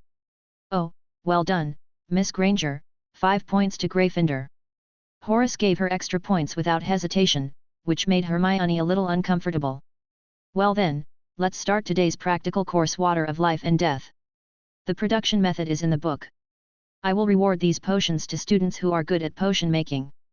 Horace pointed to the boiling crucible on the table, then asked the students to go to their own crucibles and distributed the materials to them. Aiden took out the ingredients and threw them in like dumplings. Years of brewing cereal potions have allowed him to develop this rough method. He was able to separate the specific medicinal properties through micromanipulation of magic. If it wasn't for the purpose of not looking too weird, he wouldn't even bother to light the fire. Mr. Pruitt, you can't do that or it will explode. Horace, the professor of potions, widened his eyes when he saw Aiden's evil behavior. However, the explosion he expected did not occur, and instead the materials immediately decomposed when they came into contact with the liquid in the crucible. The medicinal properties were perfectly separated under Aiden's magical control, and the parts that needed to be matched were also perfectly integrated by him. Soon, a pot of life and death water was boiled. Incredible, what kind of method is this? Horace became interested. Professor, this is the usage of the transfiguration spell that Professor McGonagall and his colleagues published on Transfiguration today. The uses of transfiguration itself are extremely wide-ranging, and the transfiguration spell involves changes in the nature of things. The stripping of the medicinal properties of ingredients in potions is actually similar to this spell. Aiden pointed his index finger at the potion, and the liquid inside flew up, actually disintegrating in the air and transforming back to its original herbal appearance. Incredible, but wouldn't this violate Gamp's law of transfiguration? Horace was a little curious. No, Professor. After all, it is only extracting the original properties of the substance, not involving conversion. Aiden explained. Well done. As the first student to complete the potion, you will receive the reward for the fastest refining the infatuation potion. Speaking of which, this thing is a bit dangerous, so please use it with caution. Horace handed the love water to Aiden, and Ethan next to him came over and nudged him. Who are you going to use this thing on? Ethan smiled evilly. To you. Aiden gave him a vicious look, and then. Ethan had boiled his water of life and death into a paste because he wasn't paying attention to the flames. Damn it! He quickly ran back to make amends. Draco on the side wanted to talk to Horace. Hello, sir, I am the heir of the Malfoy family. I heard from the elders in my family that you seem to be an old friend of my grandfather. As an old Slytherin, Horace immediately saw through Draco's behavior of flirting with him, and combined it with the news that the Malfoy family had lost power some time ago. I know him. I was sad to hear that he died, but it was to be expected. He was so old and still got dragonpox. Horace had little interest in Draco, so he just said a few words and left. After a lot of trouble, the get-out of class was over and Horace began to select the best performance awards. Since Aiden had already taken the gift, Horace didn't count him. After walking around, Horace was attracted by the strong smell of life and death water. Following the smell, he came to Harry's cauldron. Throw in a test mandrake blade and watch it burn in the waters of death and life. Merlin's beard, I bet that just one drop of this pot of life and death water would make the whole class pass out. Horace took out the Felicis with satisfaction and asked Harry to stand next to him. Come, let me fulfill my promise and give you the Felicis as a prize. Harry reached out to take the Felicia Felix, but Horace pulled his hand back. Make good use of it, Horace instructed. Harry smiled at him and Horace stuffed the potion into his pocket with satisfaction. Chapter 353. Over the next few days, Aiden attended defense against the dark arts taught by Stefan and care of magical creatures taught by Hagrid. It has to be said that the Church of St. Petersburg's defense against the dark arts is still very advanced.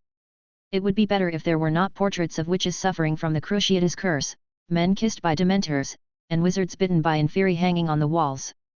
Of course, the techniques of silent casting that he taught his students in class were all very practical. It is worth mentioning that Harry confronted Snape in his class, and Snape instinctively wanted to make Harry wash the cauldron. However, he was no longer the potions professor, and after holding it in for a long time, Professor Harry was punished to clean the bathroom. Aiden, who was standing by, carefully recalled his entire career in Hogwarts and found that there were only 3 professors of defense against the dark arts who really taught well. 2 of them are Death Eaters. Perhaps it would be best to let dark wizards be the professors of this course in the future. I taught you how to defend myself. On the other side is Hagrid. After entering the 6th grade, the magical creatures he brought became gradually exaggerated. He often brought some 4X level animals to class, and he was not satisfied with that, so he even went to the Forbidden Forest to catch a giant 8-eyed spider. Unfortunately, before this thing was brought to the students, it was pierced through by Professor McGonagall's ground spikes during a transfiguration spell, causing him considerable pain for a long time. But Aiden saw through Hagrid's thoughts. He was sad simply because none of the trio chose his advanced course. Although the number of courses in the 6th grade has been reduced a lot, it is actually not much easier than before as the workload has increased and the difficulty has increased. Hermione and Ron were a little depressed because Harry got red flowers in every potions class. They were in a state of being afraid that their brother would be criticized, but also afraid that their brother would get first place in the exam. Seeing the 2 of them like this, Harry couldn't help but tell Hermione about the notes. However, Hermione, with her second-year experience, suspected that there was something wrong with the book and cast a dozen or so dispelling spells on it, but to no avail. Helplessly, she gave the notes back to Harry, who suggested sharing the notes in the next class, but Hermione refused. Ron accepted it with great joy, but he couldn't understand the notes and annotations on it. The first week ended quietly as all the wizards were busy and dizzy. It was a rare Saturday when the sun came out, and with such good weather, Aiden had planned to go to the stratosphere to dry his scales. However, the warning from his ability made him realize that someone was looking for him. Following the guidance of the ability, I came to the corner of a tower. Then, in a hurry, Harry rushed out of the corridor and bumped into Aiden. "Oh, what are you in such a hurry for?" Aiden reached out and pulled up Harry, who had been bounced to the ground. "Aiden, that's great. Professor Dumbledore asked me to come look for you. I went to Ravenclaw's tower and the roof of the castle but didn't see you. Edmund even told me that you went to the stratosphere. You must be joking." Harry spoke rapidly. "Aiden, who is about to go to the stratosphere? Let's go then, and see what urgent matters Dumbledore has." Gently changing the subject, Aiden followed Harry to the principal's office. Using their abilities to control the dripping stone beast at the door, the two came to the principal's office. "Good afternoon, Professor." Aiden greeted Dumbledore. Dumbledore closed the book, put it in the drawer, threw a ring into the hole in the book, and then closed the drawer. "I will start some special training for Harry during this period, and I remember your previous letter mentioning that collecting secrets can make you stronger." Dumbledore deliberately showed Harry his right hand, which was severely injured by dark magic. "Professor, is your hand okay?" Harry asked worriedly after seeing it. "It's okay, I just had a minor accident while studying magic. Madame Pomfrey has prescribed medicine for me, and I will be well in a few days." Dumbledore stood up and led the two to a glass display where memories were stored. At first, Harry wanted to help Dumbledore because he was having difficulty moving his hands and feet, but Dumbledore simply used magic to open the counter. "Harry, I'm a muggle. Let's start today's class. By the way, Harry, I've postponed Professor Snape's detention for you to next Saturday." Dumbledore's words once again brought Harry, who was in a good mood, back to Lowe's. Then he pulled out his pensieve and placed the memory inside. The water in the meditation basin opened its mouth like a carnivorous plant and swallowed the three people. When the light came again, the three found themselves standing in front of a gloomy house. There is a snake statue on the door of the house, and many dead snakes are nailed outside. The owner of this memory is named Bob Ogden, the captain of the enforcement team of the Department of Magical Law Enforcement. He passed away not long after I obtained the memory from him. Dumbledore said, stepping aside, and Aiden also stepped back, sensing something. Only Harry stood stupidly at the door, and was pierced through the chest by a bald man. Harry gave them both an accusing look, but they ignored him and followed Bob into the house. Bob walked into the gloomy house, met the owner of the house, and was entertained by him.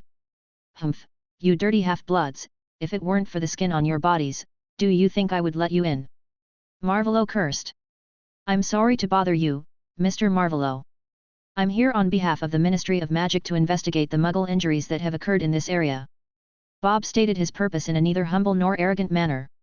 "And according to our investigation, the caster seems to be your son, Morphin Gaunt." "Well, is that true?" Marvolo Gaunt stopped his pipe in mid-air and looked at his son. "It was, because of Marapi. She was always spying on that mudblood outside, so I cast a spell to teach him a lesson." Morphin Gaunt suddenly became excited. "What? You're flirting with a mudblood?" Marvolo stood up angrily, but his anger was directed at Marapi. He reached out and grabbed his daughter's neck. "Stop, what are you doing?" Bob stood up and tried to stop them. "To pieces." Morphin Gaunt took out his wand and attacked Bob. Bob cast an shield charm to deflect the shattering curse and apparat away. Next, Aiden and the other two watched Bob return to the Ministry of Magic to bring backup, and together they broke into the Gaunt mansion and arrested the other two. Furthermore, they were sentenced to 6 months and 3 years for attacking Ministry of Magic officials and torturing Muggles respectively. At the end of Bob's memory, Marapi began a lonely wandering life. The surroundings began to melt like ink, and Harry took a deep breath and found himself back in the headmaster's office. Aiden and Dumbledore had already made tea, and the empty seat next to them was reserved for him. Chapter 354, Black Hand, Encounter in the Room of Requests. Who was that just now? Harry sat down and Dumbledore brought him a cup of black tea. What did you see? Dumbledore looked at Aiden, who was slightly distracted. I just searched the sea of consciousness, and basically everyone who knew about this matter has died. There are still some records left at the bottom of the hazy fantasy. Aiden's eyes changed from silver-white back to their original heterochromatic color. Dumbledore raised his hand, motioning for him to continue. Those 3 people just now are the last members of the Gaunt family. The woman named Merope should be senior sister Tom's mother. Aiden's words surprised Harry. He knew who the senior Tom Aiden was talking about. Yes, the Gaunt family upholds the concept of pure blood and has maintained the bad habit of inbreeding within the family for thousands of years. This amplified the cruelty in their nature, making the whole family famous for being irritable and restless. Dumbledore filled in the gaps in intelligence for Harry, and then continued to turn his attention to Aiden, hoping to squeeze more information out of the insider. Alas, I kind of regret revealing my abilities to you 50 years ago. Aiden sighed. But didn't we cooperate very well at that time? Dumbledore winked at him. I lost to you. I will fill you in on what you have been missing from your memory. You guys are too focused on the magical world and ignore ordinary people, and no one noticed Tom's father. Aiden flicked his sleeve, and the wand slid from it into his palm. With a few taps of the magic wand in the air, a handsome young man appeared in front of them. It seems there is nothing special about him except that he is handsome. Harry commented. Look at his eyes. Aiden's free hand spun, and old Tom's eyes magnified. The eyes on this young face, which should be full of vitality, reveal a strange sense of vicissitudes. The pupils reflected the image of Marvolo pinching Merope, but what was revealed was not sympathy, but pleasure. This is not normal. This is not the way a normal person would react to this scene, said Harry, switching his gaze from old Tom's portrait to Dumbledore. What do you think? Dumbledore looked serious and wanted to hear Aiden's analysis. I suspect he is also a believer in chaos. I'm afraid that Tom's entire life is a designed script. Aiden closed his eyes slightly, and his instinct as an observer and a spectator reminded him that there was an invisible mastermind behind the scenes. Focus on the enemy in front of us. Tom is already a big problem. We need to strengthen Harry as much as possible before that day comes. Dumbledore waved his hand and swept the dark cloud into the corner. Also, I have made a small profile of several people from the Gaunt family that I saw in Mr. Bob's memory, combined with my abilities. Aiden clasped his fingers lightly and put them in front of his eyes, making it impossible to see his expression. What was the result? Dumbledore asked Harry's question to express his curiosity. Marvolo Gaunt may have molested his daughter. Aiden broke the news. What? Harry was so shocked that he couldn't control his voice. Aiden ignored Harry and continued with his analysis. From Marvolo's demeanor and the physical contact between father and daughter and brother and sister. And his furious attitude when he heard that his daughter admired the muggles outside. They regard Merope as their own property, so when their property develops a will, they want to erase that will. Aiden made a casual hook, and the portrait of old Tom in the air turned into the angry faces of Gaunt and his son. You see, the angry look actually reveals more possessiveness and Aiden was about to explain it to Harry in detail, but was interrupted by Dumbledore's cough. Ahem. Dumbledore waved his hand. Let's end today's class here. Harry, you go back first. Harry was enjoying his melon and felt a little disappointed when he was interrupted. By the way, Professor, can I tell Ron and Hermione about this? Of course. With Dumbledore's permission, Harry left the headmaster's office contentedly. What are you doing? You think Harry is too young to hear this? Aiden felt a little strange.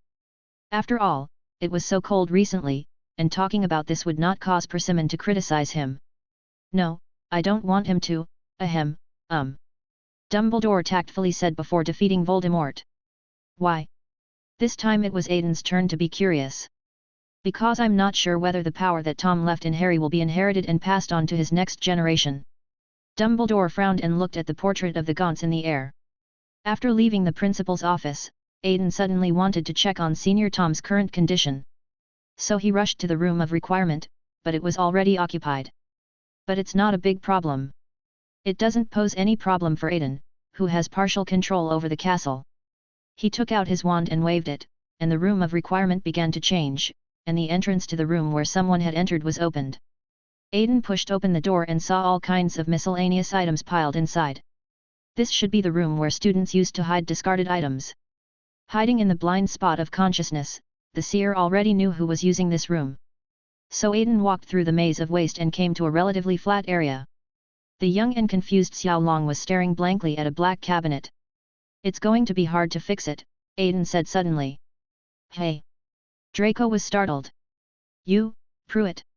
Draco saw Aiden's face clearly and his face turned pale instantly. Everyone is petrified. He threw a spell directly over. Aiden took a step forward, crossed a distance of 10 meters and appeared in front of him. He crushed his petrification spell with his bare hands and then took away his wand. Seeing that the situation was hopeless, Draco felt inexplicably relieved. You win, hand me over to the Ministry of Magic and send me to Azkaban. Draco accepted the punishment. Why should I send you to Azkaban? Have you done anything bad, Brother Draco? The boy's voice was a little soft, but the teasing tone in it made Draco shudder. You're not going to report me? Aren't you and Dumbledore in cahoots? Draco was puzzled. Dumbledore and I are in the same group, but you and Senior Tom may not be. Don't mention that name. Draco's voice trembled a little. Aiden stretched out his hand and made a gesture, and 2 blue sofas with backrests appeared on the ground. He sat on them and raised his head to signal Draco. Draco sat down tremblingly, waiting for Aiden's decision. Chapter 355. See, in the past, when you were not yet blinded by the so-called pure blood ideology, you were still so innocent. You can laugh with Harry and the others, and fight against teachers with them for the things you like, but where is the old you? Inside the room, the dragon's whisper was full of temptation and provocation, and Draco's proud but innocent smile appeared in the air. You don't know, I have to do this. Draco, who was sitting on the sofa, had a conflicted look on his face and clenched his teeth tightly. What do you need? Is becoming a Death Eater the only path in your life? Aiden pulled out a coconut ice cream from his pocket and handed it to him, but Draco didn't take it. We are Malfoys, noble pure bloods. Draco was a little excited. So, you kids have been fooled. When did the purebloods and Senior Tom become inseparable? Aiden narrowed his eyes, and the heterochromatic pupils in his half-open eye sockets revealed a hint of sarcasm. What, but... Draco was choked by Aiden's words. Besides, didn't she ask you to kill me? How are you going to do it? With the cursed necklace that Bok gave you. Aiden glanced at Draco, then he subconsciously covered the pocket on the left side of his chest. No, how did you know that? You are a telepath. No, occlumency doesn't work on you. Draco's speech was garbled. But how is this possible? Even she can't force her way through the brain without alerting me. Draco was a little flustered when his inner thoughts were seen through. Why are you panicking? Your plan has been exposed anyway. Wait, you just said that Senior Tom is at your house now. Aiden raised his eyebrows. No, she took some money from our family and returned to Europe again, and we don't know where she is now. All we know is that she has left a large number of fans in England and is planning something. Draco resigned himself to his fate and told everyone he knew. Okay, let's put aside the topic about Senior Sister Tom. We will have many opportunities to talk about her in the future. And now, Mr. Malfoy, no, acting head of the Malfoy family, would you like to join us and become the first experimenter of the third project? Aiden put his hands together, the dragon's fangs were exposed and the prey had no way to retreat. Gulp, Draco swallowed. But his mind flashed through his mind of his father in prison and his mother working hard to support the family. When he raised his head again, his eyes were full of determination. I am willing. Long smiled with satisfaction, reached out and knocked on the sofa, and the environment of the entire room of requirement began to change rapidly. I do not want to. The transformed room of requirement once again revealed the portrait of Ms. Rowena, who was now protesting to Aiden righteously. Be good and don't make trouble. If the personal terminal experiment is successful, you may have the opportunity to use it to return to the real world. Aiden comforted the portrait. But we can't experiment in Hogwarts. What if it explodes? Ms. Rowena didn't care at all about Malfoy being sent to the operating table, but was more concerned about Hogwarts. She is worthy of being a former experimenter from Ravenclaw. But you can't do this anywhere else. It would be a shame to rashly install something that can improve the utilization rate of the wizard's mental power in a place without the protection of a protective wall. Isn't it just giving food to those things down there for nothing? Aiden scratched his head. Well, Rowena, I put a lot of effort into building this place, and I'm not going to sit back and watch it get into trouble. Aiden comforted her again, and Ms. Rowena pouted and turned her back. On the test bench, Draco opened his eyes slightly. Who are you? He looked at Aiden seriously. Since I have chosen to join you, at least let me get to know you. I can't just join your army and have to look at you through the veil all day long. It's a clumsy way of provoking you, but it's time for you to understand who you have joined. Aiden looked at him, a glimmer in his pupils, and the experience without the content related to the King of the Deep was sent into Draco's mind by Aiden. Oh, I didn't expect that her resurrection was just your entertainment. Draco looked at the shadowless lamp on the operating table with lifeless eyes. That can't be said. After all, in order to promote the changes of the times, people are always needed to play the bad guys. I am a kind person, and it just so happens that senior sister Tom likes and is good at doing bad things, isn't it? Aiden blinked at him and then pressed his fingers against Draco's neck. As the alien magic entered, Draco's perception was quickly cut off and he fell into a coma. System. Aiden called out. Yes. The system bubbled. Let's start. Use magic to disinfect the surroundings and artificially create a sterile room. Aiden walked to the operating table, looked at the wizard on the table with cold eyes, and then began to open his skull. The pink brain is still beating, and the blood vessels on it are clearly visible. After observing Draco's brain, Aiden used magic to draw runes and began implanting them.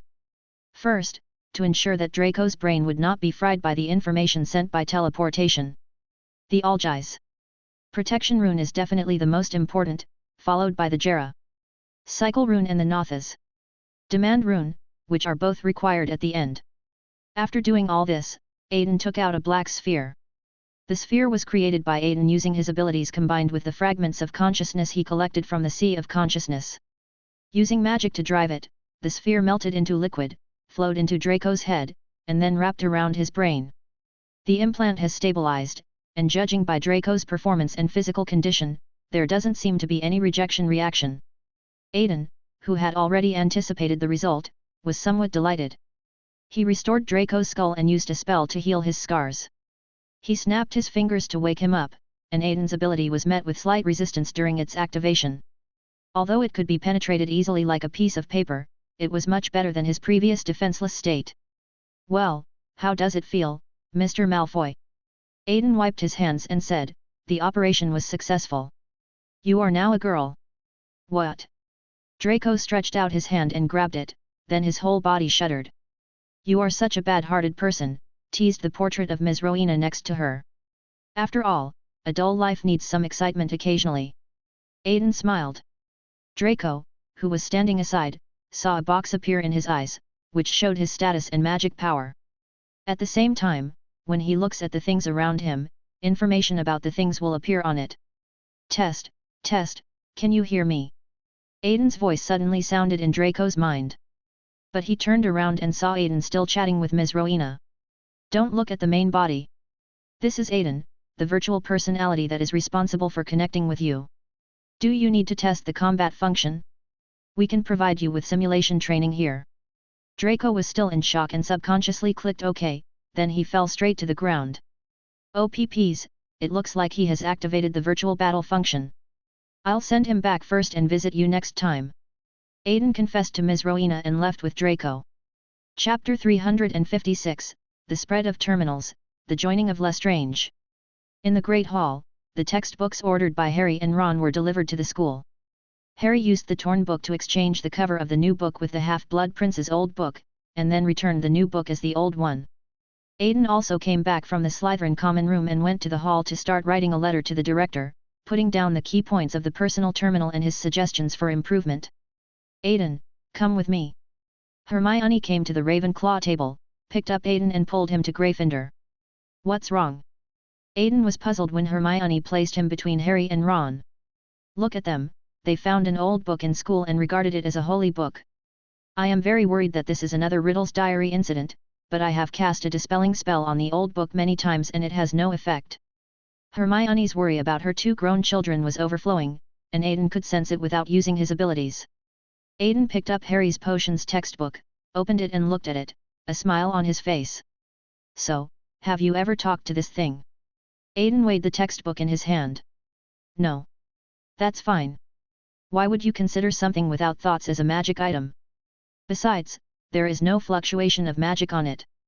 Aiden tore the entire book into pieces with one spell, and then restored it with a restoration spell. Look. Aiden handed the book back and Harry quickly put it in his arms. So, since you are curious about this book, why don't you try to find its owner? Aiden asked back. We tried, we contacted many seniors, trying to find this girl. Hermione waved, then rested her forehead on her elbows on the table. Wait, how on earth did you connect the half-blood prince and the girl together? Aiden's eyes widened. Her handwriting is so beautiful. She is also very careful and attentive to the footnotes of the potion. She must be a very cultured senior. Hermione was lost in her own fantasy, but Aiden could hardly hold back. Fortunately, the audience has always been able to control emotions well, and there was nothing unusual on his face. Yes, anyway, good luck to you. Aiden raised his hat. Walking out of the hall, a figure appeared hurriedly behind him, and the white and gold robe revealed the identity of the person. Hurry, where's the stuff? The director took a deep breath and went straight up to grab Aiden. Aiden stretched out his long staff, knocked on the ground, and led the director into Avalon. The production quantity is limited. We can produce about 300 per day. Aiden pointed to a water pump of strange texture at the border of Avalon, and there were many Aidens with silver threads emanating from their bodies. After the pump drew up the discarded thought fragments from the sea of consciousness, the silver threads and thought fragments combined to form a black sphere. Is this the personal terminal you mentioned? The director picked up the ball and weighed it. I used Mr. Malfoy's in vitro implant and Mr. Filch's mind implant as control groups for the experiment. I found that neither implant affected the use of the terminal's functions. Aiden threw the ball to the director, and Filch next to him took off his hat in cooperation. Will it cause any damage to the sea of consciousness? The director looked solemn. Will you pick up the fragments of your thoughts that you have discarded? If there is a real need, the power of the human mind can combine with memory to create new fragments. Besides, with so many people in the world, how many useless ideas do they generate every day? Aiden pointed to the boundless ocean in front of him. That's good. Should we leave the promotion to the Department of Mysteries? The director licked his cheek and stretched out his hand. You are dreaming. I am just letting you know that you have made great contributions to the Department of Mysteries. I will leave the deployment of the terminal to Arthurcy. She also needs a public identity. It's not good for a girl to stay in Diagon Alley all the time. Aiden stroked his chin and made the decision happily. Tisk, you value women over friendship? The director muttered. Long narrowed his eyes. No problem, we will cooperate. Once the terminals are deployed, it will be equivalent to the popularization of the wizard network. So is it really okay to let Chi-Yu exist in your server? The director glanced at the purple core wrapped in the alchemical matrix in the distance. He will never wake up again. The dragon smiled, and at this moment the stupidity in the core was surrounded by a huge dream maze. The foolish people who have no self and act according to instinct create destruction everywhere in the dream. But every time he completely destroyed a dream, he would fall into a new dream, and the cycle would repeat. The director was almost trapped in the dream after just one look, but fortunately Aiden reached out and grabbed him in time. Hey, what is that? The director covered his left eye. I created a maze in dreams. I saw through the weakness of stupidity and used the maze to trap him.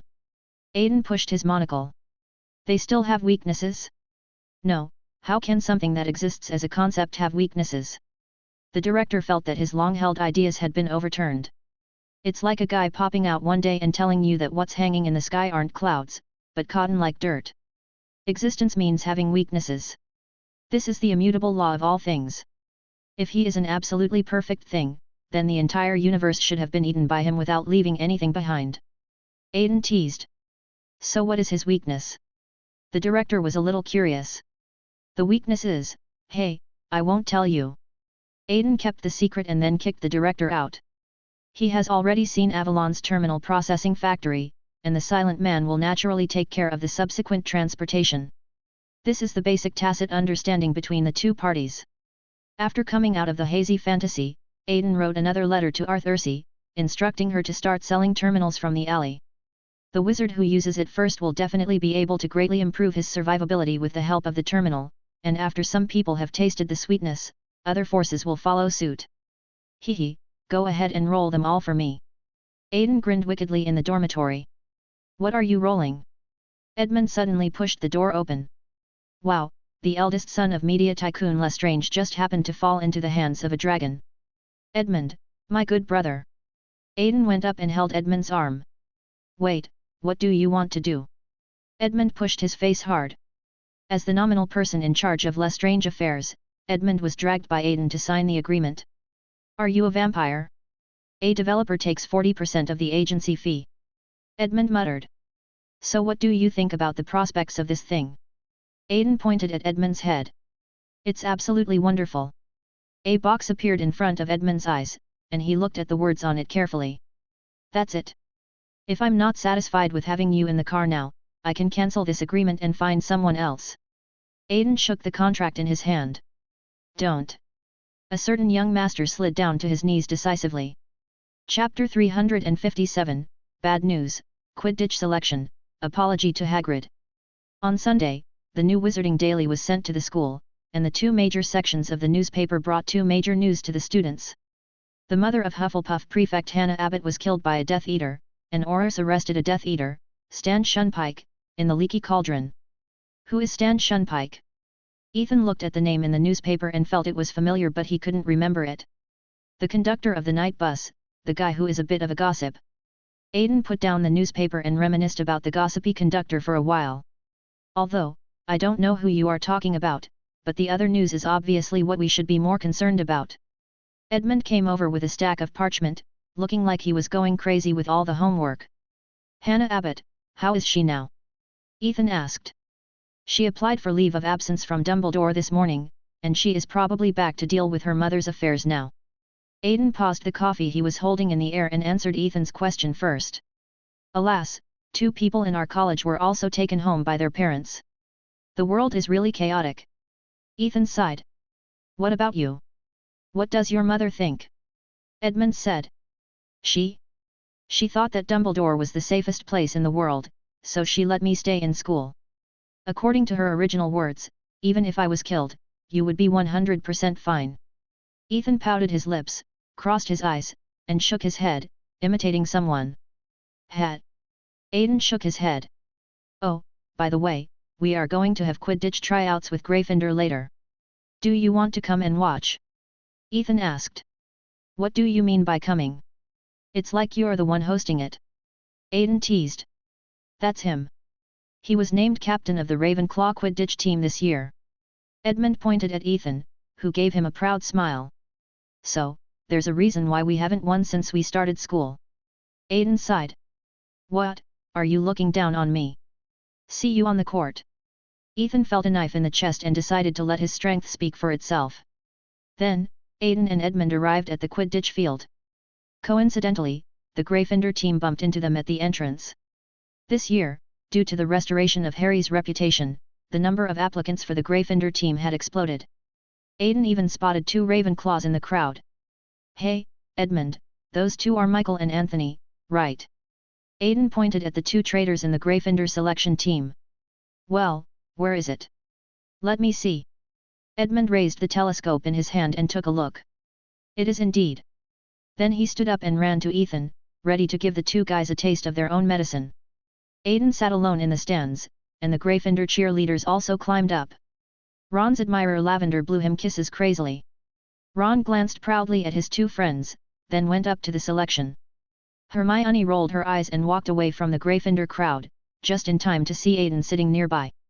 She sat directly next to Aidan with the book in her arms, a mixture of emotions wafting off her.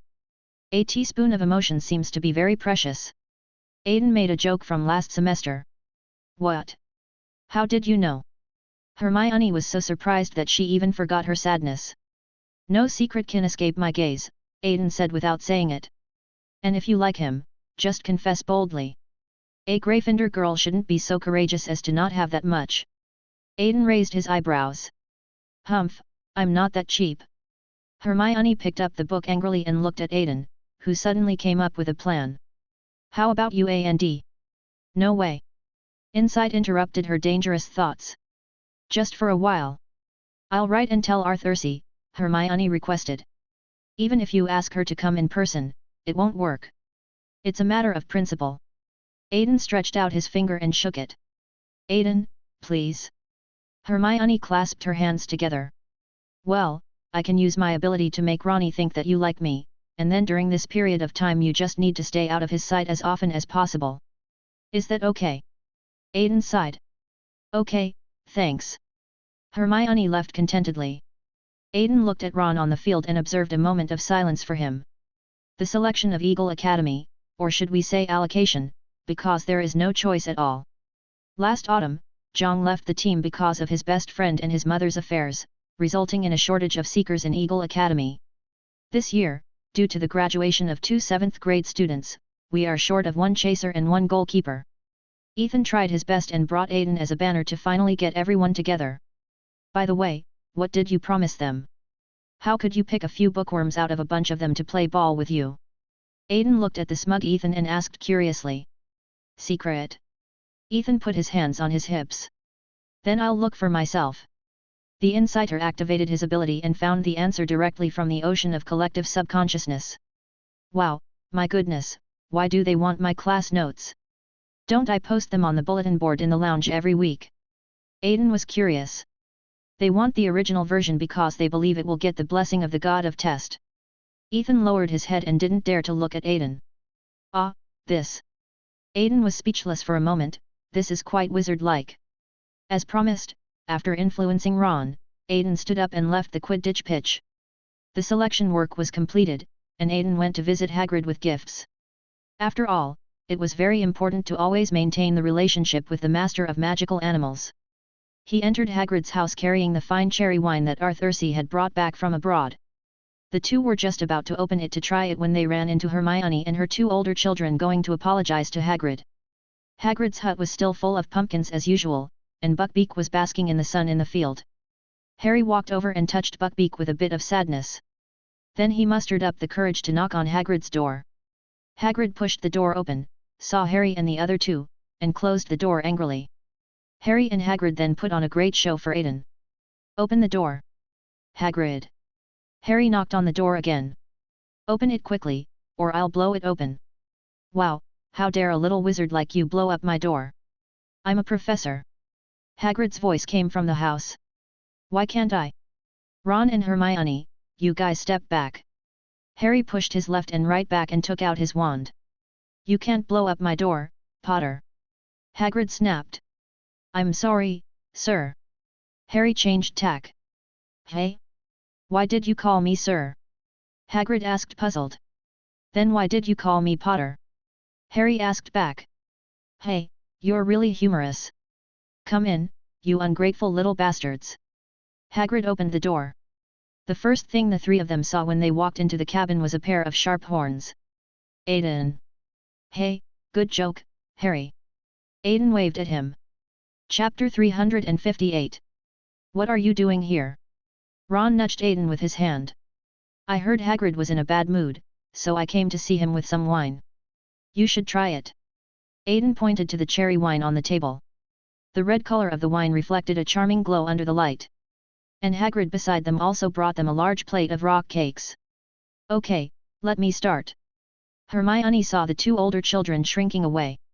Hagrid, we're sorry for not choosing your course, and sorry for ignoring you lately.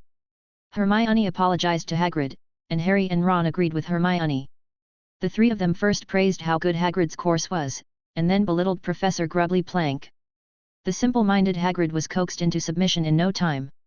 Okay, I know you guys are too busy with your 6th grade classes to come. By the way, do you want to try the wine Aiden brought? Hagrid got out cups for them and poured some for each of them without saying a word. Seeing this, the 3 did not refuse, but instead turned their eyes to Aiden who was eating the rock cake. Seeing how happy he was eating, Ron thought that Hagrid's rock cake had been improved. I picked one up and tried it, but nearly knocked out my tooth. Seeing this, the other 2 stopped their hands that were reaching for the rock cake in mid-air and took them back in a disguised manner.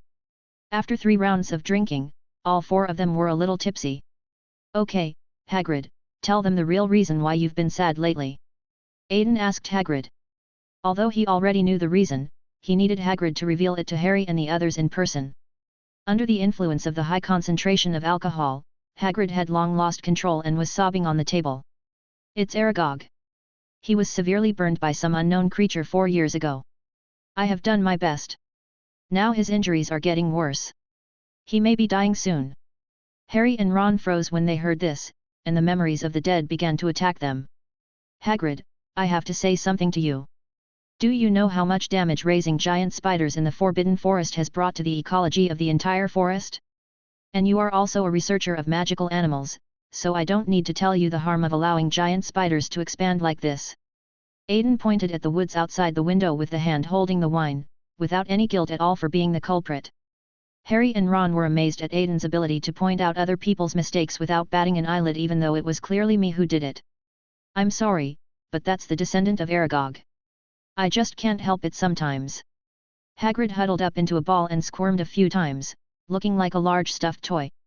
Because of your rescue, some spiders that should have been eliminated from the forest survived and reproduced in large numbers.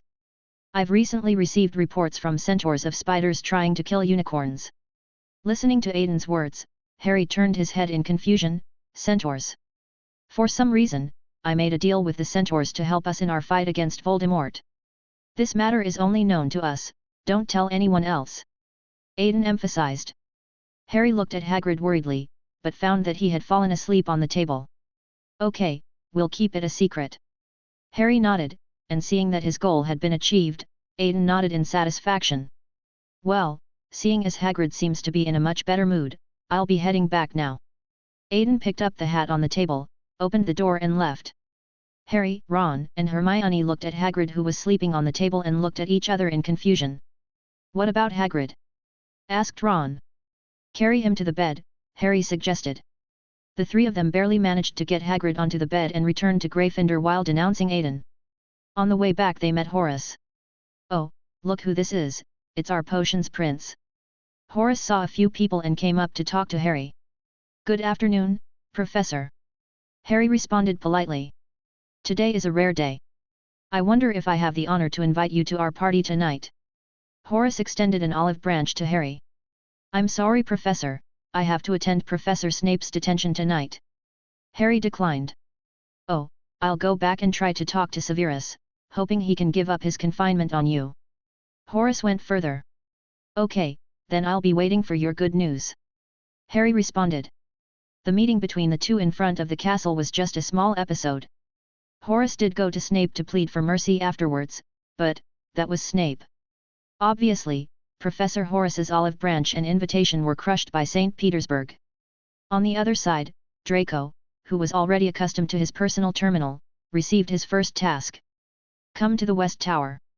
A line of small words appeared in the corner of Draco's eyes, which made Draco, who was in class, feel as if he was being forced to do something he shouldn't do.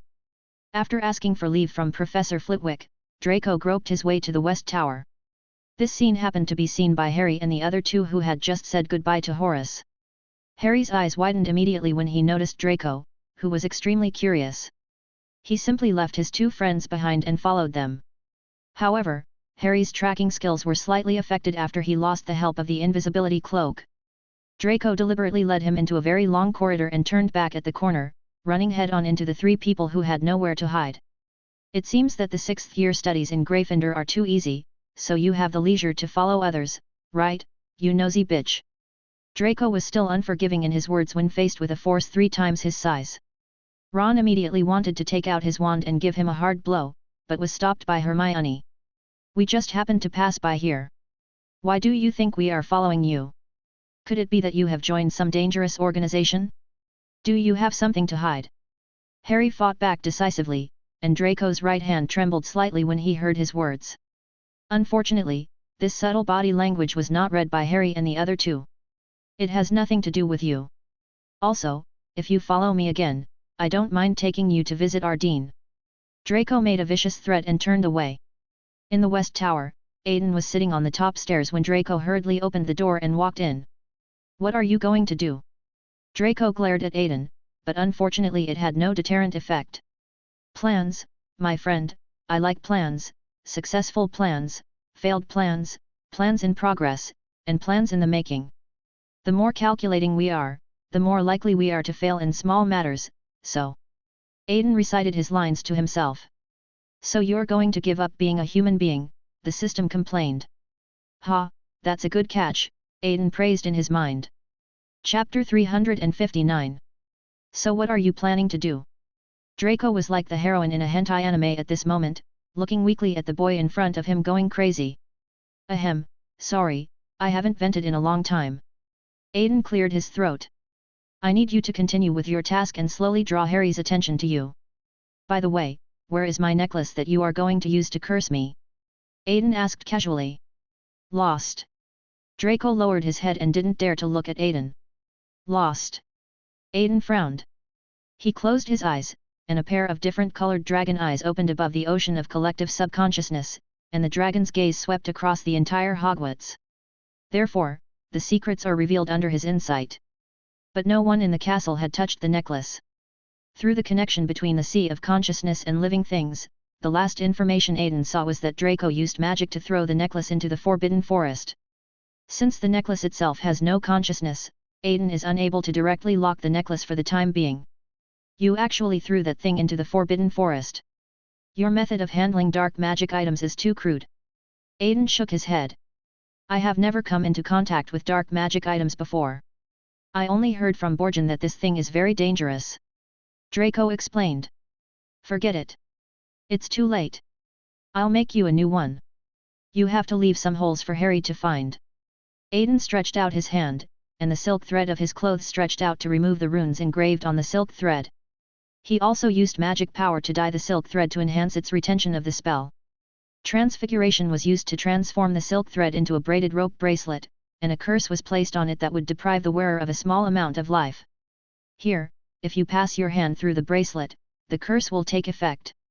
Aiden handed the bracelet to Draco and gave him a reminder. After the task was assigned, the two parted ways. On the other side, in the Forbidden Forest of Hogwarts, a guy with a strong sense of thief sneaked into the Forbidden Forest quietly and wanted to steal herbs and materials of magical animals. At this moment, the sunlight shone through the woods, and a jewel necklace absorbed the sunlight and emitted a bright light that attracted Mundungus. He ran over and was about to pick up the jewel necklace when he suddenly remembered that he had seen this thing in Borgen and Burke's shop. Then he carefully took out the rag and wrapped the necklace. He trotted out of the restricted area of Hogwarts and apparat to Hogsmeade. Also in Hogsmeade was Draco, who had just taken over Aiden's mission. He came up with a brilliant idea to control Ms. Rosmerta, the proprietress of the Three Broomsticks. She controlled the students to bring the dark magic items back to school, and then returned them to Aiden under the pretext of confessing their love. After controlling the boss lady, Draco returned to school. Coincidentally, the man with a strong sense of thievery, Mundungus, entered the Three Broomsticks with the necklace. In a very good mood, he decided to get drunk here to celebrate his upcoming windfall. What's interesting is that when he left, a rag bag was left there. Mrs. Rostamer found the cloth bag while cleaning the bar booth. At the moment, she was under the control of the Imperious Curse and was a little stupid. She mixed up the cloth bag with the items Draco gave her. On Sunday, the trio agreed to go to Hogsmeade. Draco had planned this early in the morning and deliberately did not hand in his transfiguration homework, so he was punished by Professor McGonagall to stay in class today. Inside Hogsmeade, Aiden walked out of the crowded Dukes with the newly arrived goods, 5 large bundles of coconut ice cream, looking refreshed. Aiden. Harry saw the shadow of a dragon putting a package into his pocket. Good morning, 3 of you. What are you doing here? Aiden greeted them. I unwrapped a package with some reluctance and shared the coconut ice cream inside with them. Harry and Hermione looked at the expression on his face and symbolically took a piece to taste.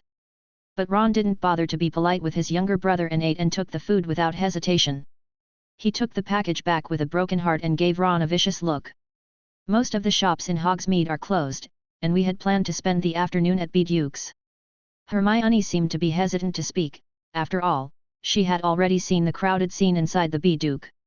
After all, adhering to the principle that the bigger the waves, the more expensive the fish, this kind of customer flow is what Duke deserves. However, the environment inside the store at this moment is very inappropriate for those who want to come here to relax and unwind. Let's go to the Three Broomsticks. It's more spacious there, and you can ask Ronnie to treat us. He recently got 5 galleons of pocket money from his aunt. A smirk graced Aiden's delicate features. Hey! Don't expose my past! Ron shouted in dissatisfaction. 3 people, 4 of them went to the Three Broomsticks. Although Ron complained, he still paid the money honestly. After taking their seats, Harry and Ron stared at a corner. Hermione followed their gaze and spotted Ginny, who was dating Dean. That bastard! Ron pushed his chair. Calm down, Ron, they are just holding hands. Hermione wanted to comfort Ron, but Dean and Ginny were already biting each other. Maybe a kiss. Hermione looked back awkwardly. Damn it, I'm leaving. Ron was even more dissatisfied. What, why are you so fussy? Look at Aiden, Aiden. Hermione wanted to point at Aiden. But a certain dragon has already rushed towards the yellow-haired guy who wanted to seduce his sister. No, it's worse than that, brother and I rushed over.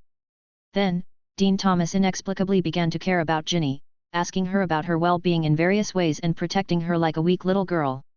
Ginny's good mood was instantly ruined. She pushed Dean away with a dark face and walked out. Dean was left standing there confused, having no idea what she was thinking. My uncle, who was hiding in the blind spot of his consciousness, nodded with satisfaction and turned back. Ha, see, I told you Aiden wouldn't just sit there and watch. Ron let out a sharp breath of air through his nose. Your family is really scary. I'm afraid he'll do the same to me next time he sees you kissing me. Hermione joked. Why don't you try it? Aiden, who had returned at some point, suddenly spoke. Ah! Both of them were startled at the same time. Bloody hell, Aiden, how many times do I have to tell you that you're not so elusive? Ron complained. The interaction between the few people attracted the attention of another important character in the bar. He walked towards the group with a glass of wine in hand. Hey, young wizards, it turns out that outstanding people will naturally gather together. Horace came up with a smile. Harry remembered Dumbledore's instructions and responded to Horace enthusiastically. Hello, Professor. Nice to meet you. How come you are here? Oh, I have a long history with the Three Broomsticks, dating back to when it was still just a broom. But I'm sorry that I couldn't help you get rid of severest detention last time. But I heard that your lockdown is over. Are you interested in bringing your friends to my dinner party? Miss Granger, Mr. Pruitt. Horace tilted his glass towards them, but the wine spilled. Aiden tapped his fingers on the table, and the water droplets solidified in the air. Nice magic, Horace praised, and scooped up all the liquid in the cup. You're welcome, Aiden said politely. Harry and Hermione thought about it and quickly agreed to the invitation.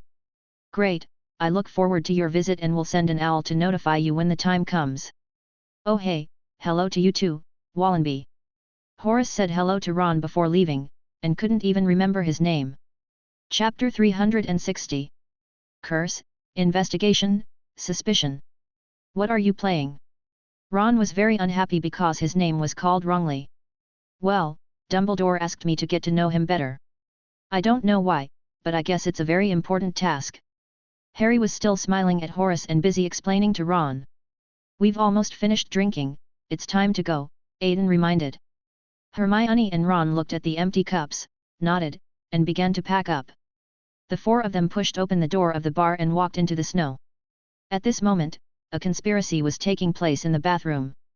Ms. Rostamer handed something to a student according to Draco's instructions. And this unlucky child is Katie Bell. But fate always plays tricks on people, and the bracelet made by Aiden was supposed to be given to her. But what Katie got was still the opal necklace. The curses they carry are completely different. Aiden followed the trio and left. After Katie accepted the opal necklace, she hurriedly prepared to confess her love to Aiden with it. Katie, I told you that you shouldn't give things of unknown origin to your classmates, Linny advised. But it looks really good, and it should suit Aiden very well. Katie's eyes were empty, as if she was being manipulated. Hey, it looks like someone is about to be confessed to. Ron hooked his arm around Aiden's shoulder and teased him in a teasing tone, while glancing at Katie who was catching up with him from behind. What? A shrill scream was heard, and Katie, who was behind the four people, had fallen to the ground.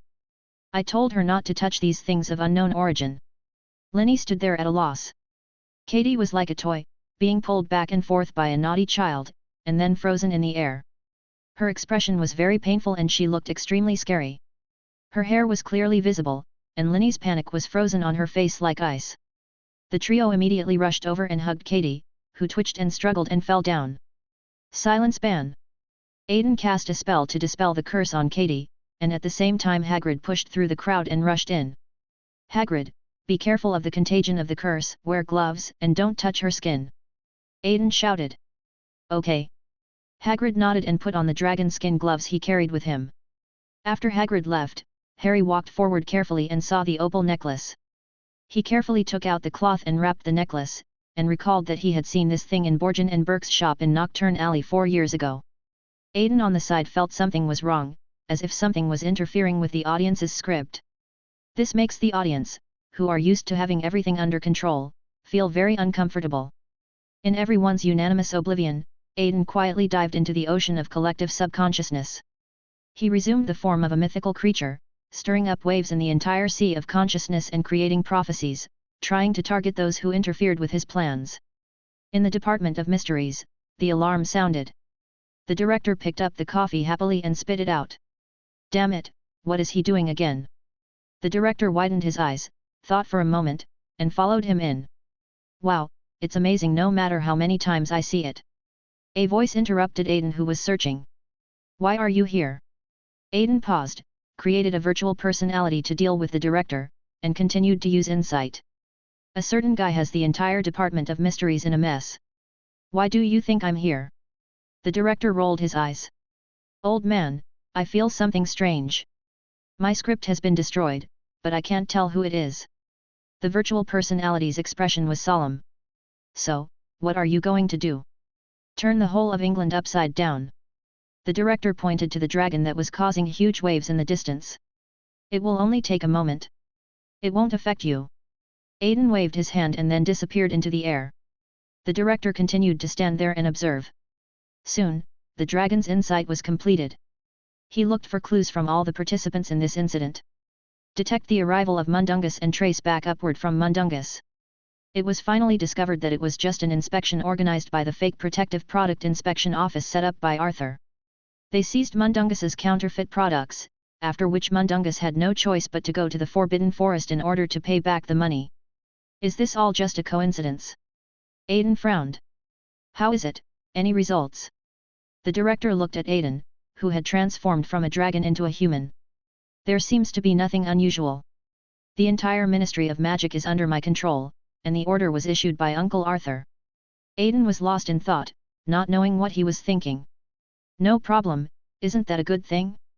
Why are you in a daze? It's time to go back. Next time you encounter this kind of situation, give us a heads up first. It's really annoying to have the alarm ringing every day. The director stretched and turned away. Inside Hogwarts, Snape was urgently summoned to the medical wing by the deputy headmaster. You're looking for me, vice headmaster. Snape's voice remained steady. Severus, come and see, Miss Bell has come into contact with a dark magic item. Pomfrey can heal the external injuries, but he can do nothing about the curse. Professor McGonagall's face was full of worry, and anxiety was concentrated in her eyes. Let me see. Snape walked around her, came to the bedside, and examined her. After confirming the type of curse, Snape began to cast a spell to remove it. Healed and curse dispelled. As Snape chanted the spell, black smoke continued to emerge from Katie's body. As the last wisp of smoke escaped from her body, Katie's face returned to normal. What exactly is going on? The treatment was completed, and Snape and Professor McGonagall walked out of the medical wing. Follow me. Professor McGonagall took Snape into the office, where 5 people were already waiting. Miss Linney, are you sure Katie didn't take anything before entering the 3 broomsticks? Professor McGonagall walked in with the question. She didn't bring anything with her and went straight to the bathroom. She said she saw a beautiful pendant that would definitely suit Aiden. Linney glanced cautiously at Long, who was leisurely sitting next to her with a cup of tea. Okay, you can leave, Miss Linney. Professor McGonagall waved her hand and the door opened. Why are you 3 always there whenever something happens? Professor McGonagall sighed and looked at the trio. Believe me, Professor, this problem has troubled me for 6 years. Ron responded to McGonagall with a dejected look. What do you think, Severus? Professor McGonagall shook her head and turned her gaze to her colleagues. Snape, who was checking the necklace nearby, didn't turn around and spoke directly. I think Miss Bell is lucky to be alive. The necklace let out the screams of various animals, as if the necklace's maker had locked them up in a cruel way.